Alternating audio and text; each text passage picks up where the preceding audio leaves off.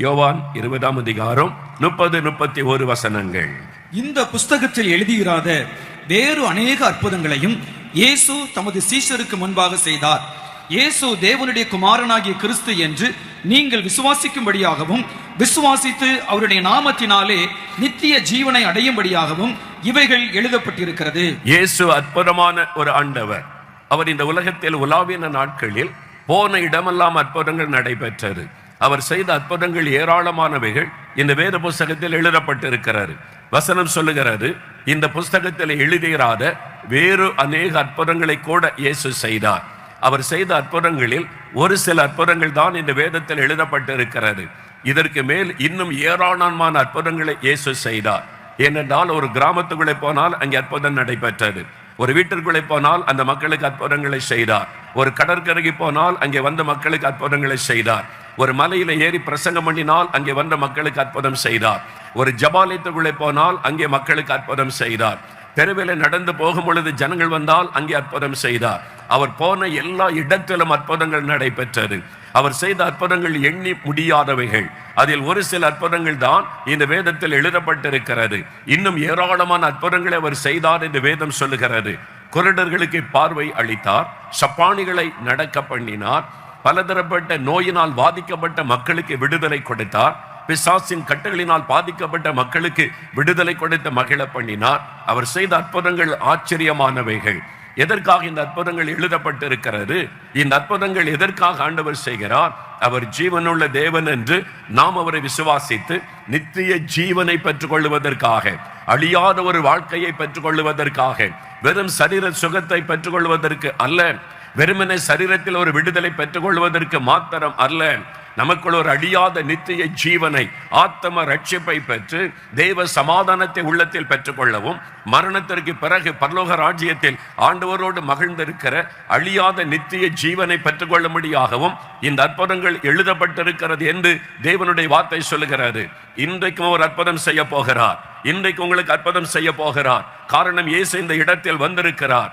அவர் வாக்கு கொடுத்தபடி இந்த இடத்திலே பிரசன்னமாக இருக்கிறார். நீங்கள் என்ன தேவையோடு வந்திருந்தாலும், என்ன பிரச்சனையோடு வந்திருந்தாலும், என்ன வியாதியோடு வந்திருந்தாலும், இன்றைக்கு இயேசு உங்களுக்கு அற்புதம் செய்ய போகிறார். உங்களுடைய சரீரத்தில் நடக்கிற அற்புதத்தை விட உங்களுடைய ஆத்மாவில் ஒரு அற்புதம் நடக்க போகிறது.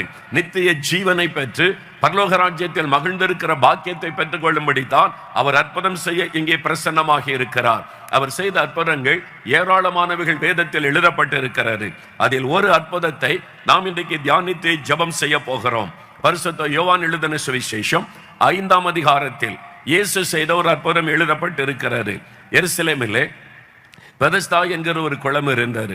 இயேசு கிறிஸ்து அந்த இடத்தில் ஒரு மனிதனை தேடி போகிறார். அந்த குளத்தை சுற்றில் 5 மண்டபங்கள் இருந்தது. அங்கே வியாதியஸ்தர்கள் அநேகர் படுத்திருப்பார்கள். பலதரப்பட்ட வியாதி உள்ளவர்கள், கண்கள் பாதிக்கப்பட்டவர்கள், கைகள் பாதிக்கப்பட்டவர்கள், நடக்க முடியாதவர்கள், பலதரப்பட்ட நோயினால் பாதிக்கப்பட்ட மக்கள் படுத்திருப்பார்கள். எப்போதாவது ஒரு முறை திடீரென்று ஒரு தேவதூதன் இறங்கி அந்த குளத்தை கலக்குவானாம். அது கலங்கினவுடன் யார் முதலாவது அந்த குளத்துக்குள்ளே இறங்குகிறார்களோ அவர்கள் சுகமாகி விடுவார்கள். அதற்காக இந்த மக்கள் ஒரு அற்புதம் எனக்கு நடக்க வேண்டும், ஒரு சுகத்தை நான் பெற்றுக்கொள்ள வேண்டும் என்று ஆவலோடு காத்திருப்பார்கள். அங்கே ஏராளமான வியாதியஸ்தர் படுத்திருந்தார்கள். அந்த இடத்தில் 38 வருஷமாய் வியாதி கொண்டிருந்த ஒரு மனிதன் அங்கே படுத்த படுக்கையில் இருந்தான். 38 வருஷம் வியாதி கொண்ட மனிதன் என்று வேதம் சொல்லுகிறது. அந்த மனிதன் அங்கே படுத்திருந்தான். அவனை தேடித்தான் இயேசு போகிறார். பாதிக்கப்பட்ட அவனை தேடி அவனுக்கு உதவி செய்வதற்கும், அவனுக்கு அற்புதம் செய்து அவன் துக்கத்தை சந்தோஷமாய் மாற்றவும், 38 வருஷ அவனுடைய துக்கத்தை மாற்றி மகிழ பண்ணுவதற்கு இயேசு அவனை தேடி போகிறார். அவனோடு ஆண்டவர் பேசுகிறார். அவனுக்கு ஒரு அற்புதமான சுகத்தை கொடுத்து அவனை படுக்க விட்டு எழும்பி நடக்க செய்கிறார். பூரண விடுதலை பெற்றவனாய் 38 வருஷ வியாதி நீங்கி அற்புத சுகம் பெற்றவனாய் வீட்டிற்கு போனான் என்று எழுதப்பட்டிருக்கிறாரு. அதே அற்புதத்தை செய்த இயேசு கிறிஸ்து இன்றைக்கு உங்களை தேடி வந்திருக்கிறார். இந்த எல்லைக்குள்ளே உங்களை தேடி வந்திருக்கிறார். நீங்கள் எந்த மைதானத்தில், எந்த பகுதியில், எங்கே நின்று கொண்டு உட்கார்ந்து கொண்டிருந்தாலும் அவருடைய கண்கள் உங்களை நோக்கி பார்க்கிறது. உங்களை தேடித்தான் இயேசு வந்திருக்கிறார். அவர் உங்களை நேசிக்கிறபடியினார் உங்களுக்கு ஒரு அற்புதம் செய்யவும், உங்கள் துக்கத்தை மாற்றவும் இயேசு இன்றைக்கு உங்களை தேடி வந்திருக்கிறார். இந்த மனிதனை ஆண்டவர் தேடி சென்ற அற்புதம் செய்ய காரணம் என்ன? அவனுக்கு இந்த அற்புதம் எப்படி நடைபெற்றது? இயேசு அவனை சந்தித்த போது அவனுடைய நிலைமை எப்படி இருந்தது? அவனுடைய வாழ்க்கையில் இருந்து ஒரு 4 காரியங்களை நம்ம தியானித்து ஜெபம் செய்ய போகிறோம். இது உங்களை குறித்த ஒரு காரியம்.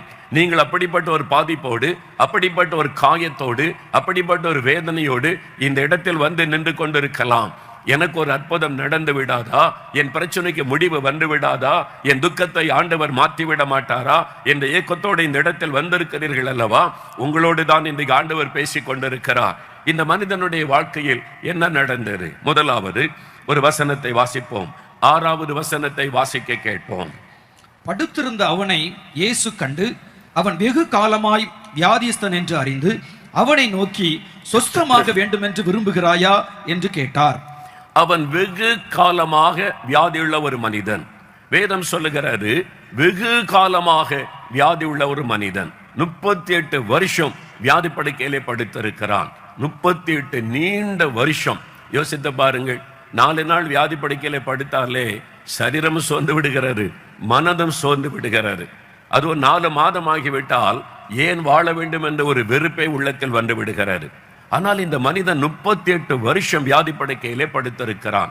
அவனை தேடித்தான் இயேசு போகிறார்.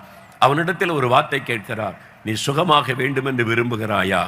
ஆண்டவர் உங்களை பார்த்து கேட்கிறார், என் மகனே, என் மகளே, நீண்ட நாள் வியாதி, பிறந்ததிலிருந்து இந்த வியாதி, வெகு காலமாக இந்த வியாதி, வெகு காலமாக இந்த பாதிப்பு, 10 வருடம் 15 வருடம் 20 வருடம் கடந்து விட்டது. இனிமேல் இந்த வியாதி சுகமாகுமா? இனிமேல் சாகும் வரைக்கும் இந்த வியாதி சுமந்து கொண்டுதான் இருக்க வேண்டும். அப்படிப்பட்ட ஒரு மன சோர்வுக்குள்ளே நீங்கள் வந்திருக்கலாம்.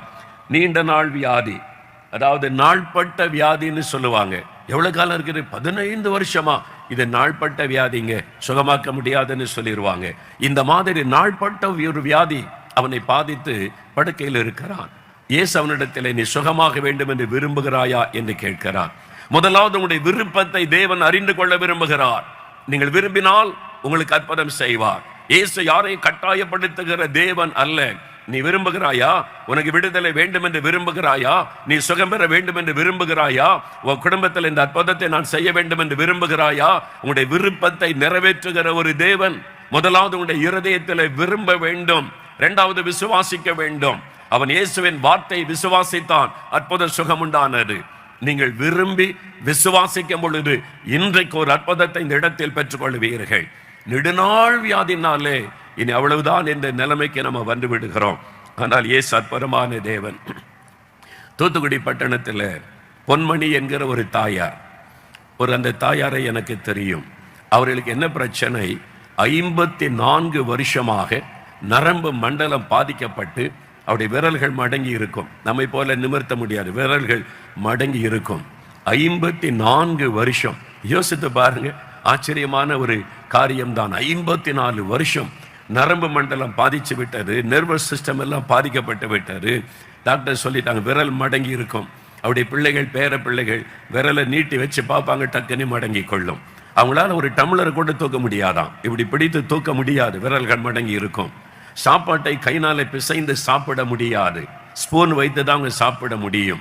நீண்ட நாள் வியாதி. எத்தனை மருத்துவம் செய்திருப்பாங்க, எவ்வளவு மருந்து மாத்திரைகளை சாப்பிட்டு இருப்பார்கள். இப்பொழுது 54 வருஷம் கடந்து விட்டது, அவ்வளவுதான் என்று. ஆனால் அவங்க நம்முடைய டிவியில நிகழ்ச்சியை பார்த்தபோது, இயேசு செய்த அற்புதங்களை மக்கள் சாட்சியா சொன்னதை கேட்டபோது உள்ளத்துக்குள்ள ஒரு விசுவாசம் துளிர்க்க ஆரம்பித்தது. இவங்களுக்கெல்லாம் அற்புதம். 20 வருஷம் 25 வருஷம் 30 வருஷம் வியாதியெல்லாம் இயேசு குணமாக்கி இருக்கிறாரு, அப்ப எனக்கும் சுகம் தர முடியும். ஒரு விசுவாசம் உள்ளத்திலே துளிர்க்க ஆரம்பித்தது, ஆசை வர ஆரம்பித்தது, எனக்கும் சுகம் வேண்டும். இதுவரைக்கும் இத்தனை வருடம் கடந்து விட்டது, இன்னும் வாழப்போவது எத்தனை காலம், அவ்வளவுதான் என்று இருந்தார்கள். இப்போ ஒரு ஆசை வந்தது, எனக்கும் சுகம் வேண்டும். விசுவாசம் வந்தது, இயேசு என்னை குணமாக்குவார் என்று சொல்லி. ஆகவே அவர்கள் நிகழ்ச்சியை பார்த்து ஜெபிக்க ஆரம்பித்தார்கள். அவருடைய மகள், மருமகன், பேரப்பிள்ளைகள் குடும்பமா சேர்ந்த ஒரு நாள் நம்ம ஜெபிக்கலாம், இயேசு சுகம் தந்து விடுவார். வீட்டில் உட்கார்ந்து ஜெபிக்கிறாங்க. அந்த வீட்டில் உட்கார்ந்து குடும்பமா அங்க ஜெபிக்கிறாங்க. ஆண்டவருடைய கரம் தொட்டது. எப்போ அவங்க ஆசைப்பட்டு விசுவாசத்தோடு ஜெபித்தார்களோ இயேசுடைய கரம் தொட்டது. அவ்வளவுதான். ஒரு அந்த நிமிஷம் ஆண்டவருடைய கரம் தொட்டது. அடுத்த நாள் காலை எழும்புறாங்க, விரல்கள் நீண்டு இருக்கிறது, மடங்கி இருந்த விரல்கள் நீண்டு இருக்கிறது. 54 வருட வியாதியை கர்த்தர் மாற்றி விட்டார். நரம்பு மண்டலத்தை தொட்டு குணமாக்கி விட்டார். பூரணமான ஒரு சுகம் எப்படி இருக்கும் பாருங்க சந்தோஷம். 54 வருட துக்கம் சந்தோஷமாய் மாறிவிட்டது. விசுவாசித்தார்கள், சுகத்தை விரும்பினார்கள். ஆண்டவர் அற்புதம் செய்தார். நீங்கள் விரும்பணும், எனக்கு சுகம் வேண்டும், எனக்கு ஒரு அற்புதம் நடக்க வேண்டும் என்று விசுவாசிக்கணும். இயேசு எனக்கு இந்த அற்புதம் செய்வார் என்று. அப்பொழுது ஆண்டவர் அற்புதம் செய்வார். பாருங்க, இந்த மனிதனுக்கு இயேசு அற்புதம் செய்தார் இல்லை. வேலூர் பட்டணம் இருக்குல்ல, வேலூர் பக்கத்தில் ஒரு ஜெபமலை இருக்கிறார். அது சிஎஸ்ஐ திருச்சபைக்கு சொந்தமான ஜெபமலை என்று. குறிப்பிட்ட நாட்களில் அந்த மலை மேலே ஏறி மக்கள் செபிக்கிறாங்க. அப்படிப்பட்ட இடம் இருக்கிறாரு. ஒரு சமயம் அந்த மலை அடிவாரத்தில் ஒரு கூட்டம் நடத்த வேண்டும் என்று சொல்லி பேராயர் அவர்கள், அங்குள்ள சபை போதகர் அவர்கள் கேட்டுக்கொண்டதுனால அந்த அழைப்பை ஏற்று நான் போயிருந்தேன். மைதானத்திலே கூட்டம் நடைபெற்றது. இப்படி திரள் கூட்ட மக்கள் ஆண்டவருடைய வார்த்தையை கேட்க வந்திருந்தார்கள். ஆண்டவருடைய வார்த்தையை நான் பிரசங்கம் பண்ணி செபித்த போது ஆண்டவருடைய சுகமளிக்கிற வல்லமை, விடுதலை அளிக்கிற வல்லமை மக்கள் மீது இறங்குவதை நான் பார்க்க முடிந்தது. அநேகர் விடுதலை சுகத்தை பெற்றுக்கொண்டார்கள். சுகம் பெற்று விடுதலை பெற்றவர்கள் இயேசுவை மகிமைப்படுத்த நீங்கள் வரலாம் என்று அழைப்பு கொடுத்த போது பலர் மேடையில் வந்து சாட்சி சொன்னார்கள். அதில் ஒரு சாட்சியை என்னால் மறக்க முடியாதது. ஒரு சகோதரி வந்தார்கள். அவங்க டீச்சராக பணி செய்கிறார்கள். அவளுக்கு 45 வயது. டீச்சராக பணி செய்து கணவர் பிள்ளைகளோடு வாழுகிறார்கள். அவங்க சொன்ன சாட்சி தான் எல்லாரையும் அதிர பண்ணினார். என்னவென்றால், அவள் பிறக்கும் பொழுதே ஒரு கண்ணிலே பார்வை கிடையாது. Born blind. ஒரு கண்ணில் தான் பார்வை, ஒரு கண்ணில் பார்வை கிடையாது. குழந்தை வளர ஆரம்பித்த போது மாற்றத்தை பார்த்த பெற்றோர் டாக்டர் இடத்துல கொண்டு போனார்கள். கண்ணை பரிசோதித்து பார்த்துவிட்டு ஒரு கண்ணில் பார்வையே இல்லை, ஒரு கண்ணில் தான் பார்வை இருக்கிறது. பெற்றோர் எவ்வளோ டாக்டர் இடத்துல கொண்டு போனார்கள். டாக்டர் சொன்னாங்க, இது இடையிலே ஒரு பாதிப்பு வந்திருந்தால் சரிப்படுத்த முடியும். இது பிறவி குறைபாடு. பிறவிலேயே அந்த கண்ணில் பார்வை இல்லை, ஒன்றுமே செய்ய முடியாது. ஒரு கண்ணில் பார்வை இருக்குல்ல, அதில் பிள்ளை பிழைத்து கொள்ளும் என்று ஆறுதல் படுத்தி அனுப்பிட்டாங்க. அந்த ஒரு கண்ணோடு வாழ்ந்து படித்து அவங்க பட்டம் பெற்று டீச்சர் ட்ரைனிங்லாம் முடித்து திருமணமாகி பிள்ளைகள் இருக்கிறாங்க, டீச்சராக வேலை செய்கிறாங்க. அவங்க நினச்சிட்டாங்க, இது பிறவிலே எனக்கு இந்த பாதிப்பு, இத்தனை வருட காலம் அப்படியே வாழ்ந்து பழகி வந்து விட்டார்கள். அன்றைக்கு கூட்டத்தில் ஆண்டவருடைய வசனம், ஆண்டவருடைய வார்த்தை அவருக்குள்ளே ஒரு விசுவாசத்தை உண்டாக்கினார். 2000 ஆண்டுகளுக்கு முன்பாய் பிறவி குருடர்களுக்கு பார்வை கொடுத்த இயேசு அவர் இன்றைக்கும் உயிரோடு இருக்கிறார் என்றால் இன்றைக்கு அப்படி அற்புதம் செய்யணுமே, அவர் செய்வதற்கு ஆயத்தமாக இருக்கிறார் என்று இந்த ஊழியக்காரர் சொல்லுகிறாரு. இன்றைக்கும் இயேசு அற்புதம் செய்கிறார். 2000 ஆண்டுகளுக்கு முன்பாக எப்படி செய்தாரோ அதே விதமான அற்புதம் செய்கிறார் என்று இந்த ஊழியர் சொல்லுகிறாரு. அப்போ எனக்கு கண்ணில் பார்வை கொடுக்க முடியுமே. விசுவாசம் வந்தது, அவங்களுக்குள்ள ஆசை வந்தது. எனக்கு இந்த கண்ணில் பார்வை வரணும், நான் ஒரு கண்ணோடு இத்தனை வருட காலம் வாழ்ந்து விட்டேன், இந்த கண்ணில் பார்வை வரணும். விருப்பம் வந்தது, விசுவாசம் வந்தது. ஜெப நேரத்தில் வியாதி உள்ள இடத்துல கை வைத்து ஜெபிங்கள் என்று சொன்னபோது அந்த கண்ணில் கை வைத்து ஜெபித்தார்கள். இயேசுவே, 2000 ஆண்டுகளுக்கு முன்பாக அற்புதம் செய்த இயேசு, நீர் இன்றைக்கும் உயிரோடு இருக்கிறீர் அப்படின்னா என் கண்ணில் என் பார்வை தர முடியும், எனக்கும் ஒரு அற்புதம் செய்யும், நான் விசுவாசிக்கிறேன். பிறவிலேயே பார்வை இல்லாமல் இருக்கலாம், பிறவி குருடர்களுக்கு பார்வை கொடுத்த இயேசு என் கண்ணில் பார்வை தர முடியும், நான் விசுவாசிக்கிறேன் என்று சொல்லி கண்ணில் கை வைத்து ஜெபித்தார்கள். 5 நிமிடம் ஜெபம் நடைபெற்றது. ஜெபம் முடிந்து அந்த கண்ணில் இந்த கையை எடுத்த பொழுது பார்வை வந்திருந்தது. அவனுக்கு ஆச்சரியம். பார்க்குறாங்க, முதல் முறை அந்த கண்ணிலே பார்வை வந்திருக்கிறது. எப்படி இருக்குன்னு யோசித்து பாருங்க. மேடையில் பிஷப்பையா போதகள் எல்லாரும் இருக்கிறாங்க. எல்லாருக்கும் தெரிந்த ஒரு நபர் வந்து மேடையில் ஆச்சரியமா சொல்லுகிறார்கள், இப்ப எனக்கு 2 கண்ணிலே பார்வை இருக்கிறது, ஒரு அற்புதம் நடந்திருக்கிறது. இயற்கைக்கு மேற்பட்ட ஒரு காரியம், அதுதான் அற்புதம். இயேசுவால் அதை செய்ய முடியும். இன்றைக்கு இந்த நாளில் நீங்கள் எந்தப்பட்ட வியாதியில பாதிக்கப்பட்டிருந்தாலும், நாள்பட்ட வியாதியினாலே பாதிக்கப்பட்டிருந்தாலும், சரீரத்தில் வேதனையோடு இந்த இடத்தில் வந்திருந்தாலும், அவர் சொல்லுகிறார், நீ சுகமாக வேண்டும் என்று விரும்புகிறாயா மகனே, மகளே, நீ சுகமாக வேண்டும் என்று விரும்புகிறாயா? என் ஆண்டவர் உங்களை பார்த்து கேட்கிறார், உங்களுடைய பதிலை எதிர்பார்க்கிறார். நீங்க விரும்பினால், விசுவாசித்தால் இன்றைக்கு இந்த இடத்தில் அற்புதம் நடக்கும். நீங்கள் இருக்கிற இடத்தில் இயேசு உங்களை தொடுவார். நீங்கள் இருக்கிற இடத்தில் உங்களுக்கு அற்புத சுகம் உண்டாகும். 38 வருஷம் நெடுநாள் வியாதி, ஆண்டவர் அவனுக்கு ஒரு அற்புதம் செய்தார். 2வது அந்த மனிதனை பாருங்கள். 7வது வசனம், யோவான் 5ஆம் அதிகாரம் 7வது வசனத்தை வாசிக்க கேட்போம். அதற்கு வியாதியஸ்தன், ஆண்டவரே, தண்ணீர் கலக்கப்படும் போது என்னை குளத்தில் கொண்டு போய் விடுகிறதற்கு ஒருவரும் இல்லை, நான் போகிறதற்குள்ளே வேறொருவன் எனக்கு முந்தி இறங்கி விடுகிறான் என்றான். இயேசு கேட்கிறார், நீ சுகமாக வேண்டும் என்று விரும்புகிறாயா என்று. அவன் என்ன பதில் சொல்கிறான் பாருங்கள். என்னை தண்ணீரிலே கொண்டு போய் விடுவதற்கு ஒருவரும் இல்லை. நான் சுகம் பெற விரும்புகிறேன், வாஞ்சிக்கிறேன், ஏங்கிக் கொண்டிருக்கிறேன் 38 வருடம். ஆனால் எனக்கு உதவி செய்ய யாரும் இல்லை. I have nobody to help me, oh Lord. எனக்கு ஒருவரும் இல்லை. நான் இந்த அற்புதத்தை யோசித்து பார்த்தேன். இயேசு தன்னை தேடி வந்த மக்களுக்கு அற்புதம் செய்தார். அல்லது யாராவது இயேசுவனுடைய வியாதியஸ்தரை கொண்டு வருவாங்க, அவங்களுக்கு அற்புதம் செய்தார். அல்லது யாராவது வந்து கூப்பிடுவாங்க, எங்க வீட்டுக்கு வாங்க அற்புதம் செய்யுங்கன்னு சொல்லி ஆண்டவர் போய் அற்புதம் செய்வார். ஆனால் இயேசு போனால் நிறைய வியாதிஸ்தர் இருக்கிறாங்க. இந்த ஒரு மனிதனை மாத்திரம் ஆண்டவர் பார்த்து குணமாக்கி விட்டு போய் கொண்டிருந்தார். ஓய், ஏன் இந்த ஒரு மனிதனை மாத்திரம் ஆண்டவர் தேடி சென்று அற்புதம் செய்தார்? என் உள்ளத்தில் இந்த கேள்வியோடு இந்த பகுதியை தியானித்த பொழுது ஆவியானவர் ஒரு காரியத்தை எனக்கு காண்பித்தார். காரணம், இந்த மனிதனுக்கு ஒருவரும் இல்லை, ஒருவரும் இல்லை. 38 வருஷத்துக்கு முன்னால அவருடைய பெற்றோர் கொண்டு வந்து விட்டுருப்பாங்க. இங்க இரு, கொஞ்ச நாள் தங்கி இருந்திருப்பாங்க. நாங்க தண்ணீர்ல வீடுக்கு கொண்டு போய் விடுகிறோம்னு சொல்லி வருஷங்கள் கடந்து விட்டது, எல்லாம் போயிட்டாங்க. நண்பர்கள் சில வருடக்கான வந்து பார்த்துருப்பாங்க, எப்படி இருக்க, நல்லா இருக்க, சுகமாயிரும் சொல்லியிருப்பாங்க. எவ்வளவு காலம், எத்தனை காலம், எல்லாரும் போயிட்டாங்க. சொந்தக்காரங்க இப்ப யாருமே அவனை பார்க்க வருவது இல்லை. தனித்து விடப்பட்டவனாய் இருக்கிறான். அவன் சொல்லுகிறான், nobody is here to help me Lord. என்னை நேசிக்க ஒருவரும் இல்லை, அன்பு காட்ட ஒருவரும் இல்லை, எனக்கு உதவி செய்ய ஒருவரும் இல்லை. தனிமையாய் வேதனைப்பட்டு கொண்டிருக்கிறேன். ஆகவேதான் இயேசு அவனை தேடி போனார். நீ வேதனையோடு வந்திருக்கிறாய் அல்லவா, எனக்கு யாரும் இல்லை, உதவி செய்ய யாரும் இல்லை, என்னை புரிந்து கொள்ள யாரும் இல்லை, உங்களை தேடித்தான் என்று இயேசு வந்திருக்கிறார். நேசரத்திலிருந்து சாத்தான்குளம் போகிற வழியில பேய்க்குளம் என்ற ஒரு ஊர் இருக்கிறாரு. அங்கே தொழுநோய் மருத்துவமனை இருக்கிறாரு. அந்த மருத்துவமனையில் இருக்கிற வியாதியஸ்தர்களுக்கு ஒவ்வொரு கிறிஸ்துமஸ் காலத்தில் நாங்கள் போய் புது உடை கொடுத்து விருந்து கொடுப்பது உண்டு. அவங்களுக்கு இயேசுவின் அன்பை பற்றி சொல்லி ஜெபித்து விட்டு வருவோம். அநேக ஆண்டுகளுக்கு முன்னால நல்ல ஒரு அருமையான ஒரு டாக்டர், அந்த மக்கள் மேலே ரொம்ப அன்போடு கவனித்த டாக்டர். ஒவ்வொரு வருஷமும் நான் போவேன். ஒரு வருஷம் நான் போயிருந்த போது அங்கே வந்திருந்த அந்த நோயாளிகளுக்கு எல்லாம் உடையெல்லாம் கொடுத்து முடிந்தது. டாக்டர் சொன்னாங்க, சிலரால் நடக்க முடியாது, படுக்கையிட்டு வர முடியாது, படுக்கையில் உள்ளே இருக்கிறாங்க, நீங்கள் வந்து அவங்கள பார்த்து இந்த உற்சாகப்படுத்த முடியுமா என்று. நான் வர்றேன் டாக்டர்னு சொல்லி அந்த ஆஸ்பத்திரி உள்ளே வியாதியஸ்தர்கள் தங்கி இருக்கிற பகுதிக்குள்ளே போனேன். சிலர் நடக்க முடியாமல் ரொம்ப பாதிக்கப்பட்ட நிலைமையில் படுக்கையில் இருந்தார்கள். அவர்களுக்கு நேரடியாக போய் உடை கொடுத்து அவங்கள்ட்ட அன்பாக பேசி கொண்டு வந்தேன். அதில் ஒரு சின்ன தம்பி இருந்தான், 12 வயசு இருக்கும். அவன் படுக்கைக்கு பக்கத்தில் போன உடனே டக்குண்டு கவிழ்ந்து அப்படியே படுத்து கொண்டான், முகத்தை மூடிக்கொண்டான். டாக்டர் சொல்கிறாங்க, உன்னை பார்க்க ஒரு ஐயா வந்திருக்கிறாங்க, நீ பாருன்னு சொன்னால் எழும்பவே இல்லை, முகத்தை மூடிக்கொண்டு அப்படியே படுக்கையில் அப்படியே படுத்திருந்தான். பல நிமிட நேரம் நின்றோம், பலவிதமாய் சொல்லி பார்த்தோம். அவன் முகத்தை திருப்பவும் இல்லை, பார்க்க விரும்பவும் இல்லை. நான் டாக்டரிடத்தில் கேட்டேன், ஏன் இந்த பையன் அப்படி நடந்து கொள்கிறான்? அவள் சொன்னார்கள், அவனுடைய இருதயத்தில் உண்டான ஒரு காயம். அவனுடைய பெற்றோர் பல மாதங்களுக்கு முன்பாக இவனை அழைத்து கொண்டு என்னிடத்திலே வந்தார்கள். அவனுடைய சருமத்தில் ஒரு விதமான அந்த காரியங்கள் காணப்படுகிறது, அதை பரிசோதித்து பாருங்க என்ன வியாதி என்று சொன்னார்கள். நான் அதை பரிசோதித்த போது இது தொழுநோய் தான் என்பது உறுதியாக்கப்பட்டாரு.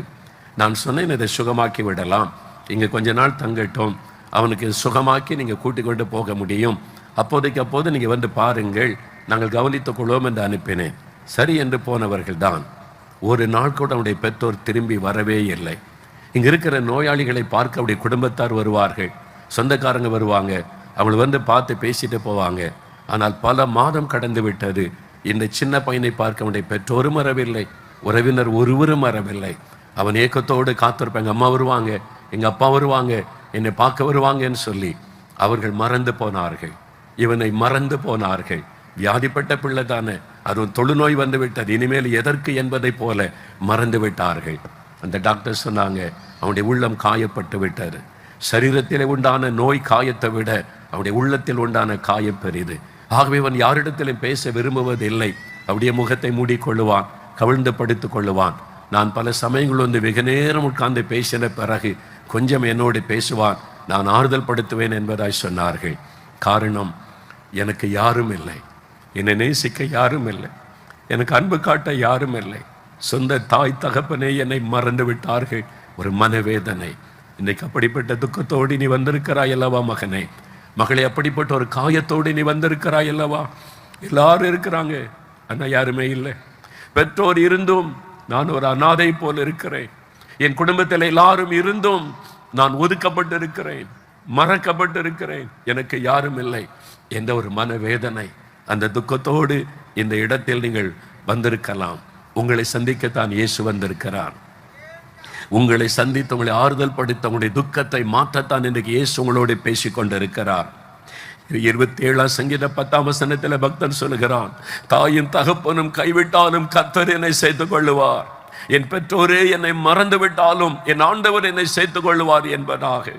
ஏசாயா 49 15-16 வசனங்களில் ஆண்டவர் சொல்லுகிறார், ஒரு தாய் தான் பெற்றெடுத்த கை குழந்தையை, பால் குடிக்கிற ஒரு சின்ன கை குழந்தை ஒரு தாய் மறப்பாளோ?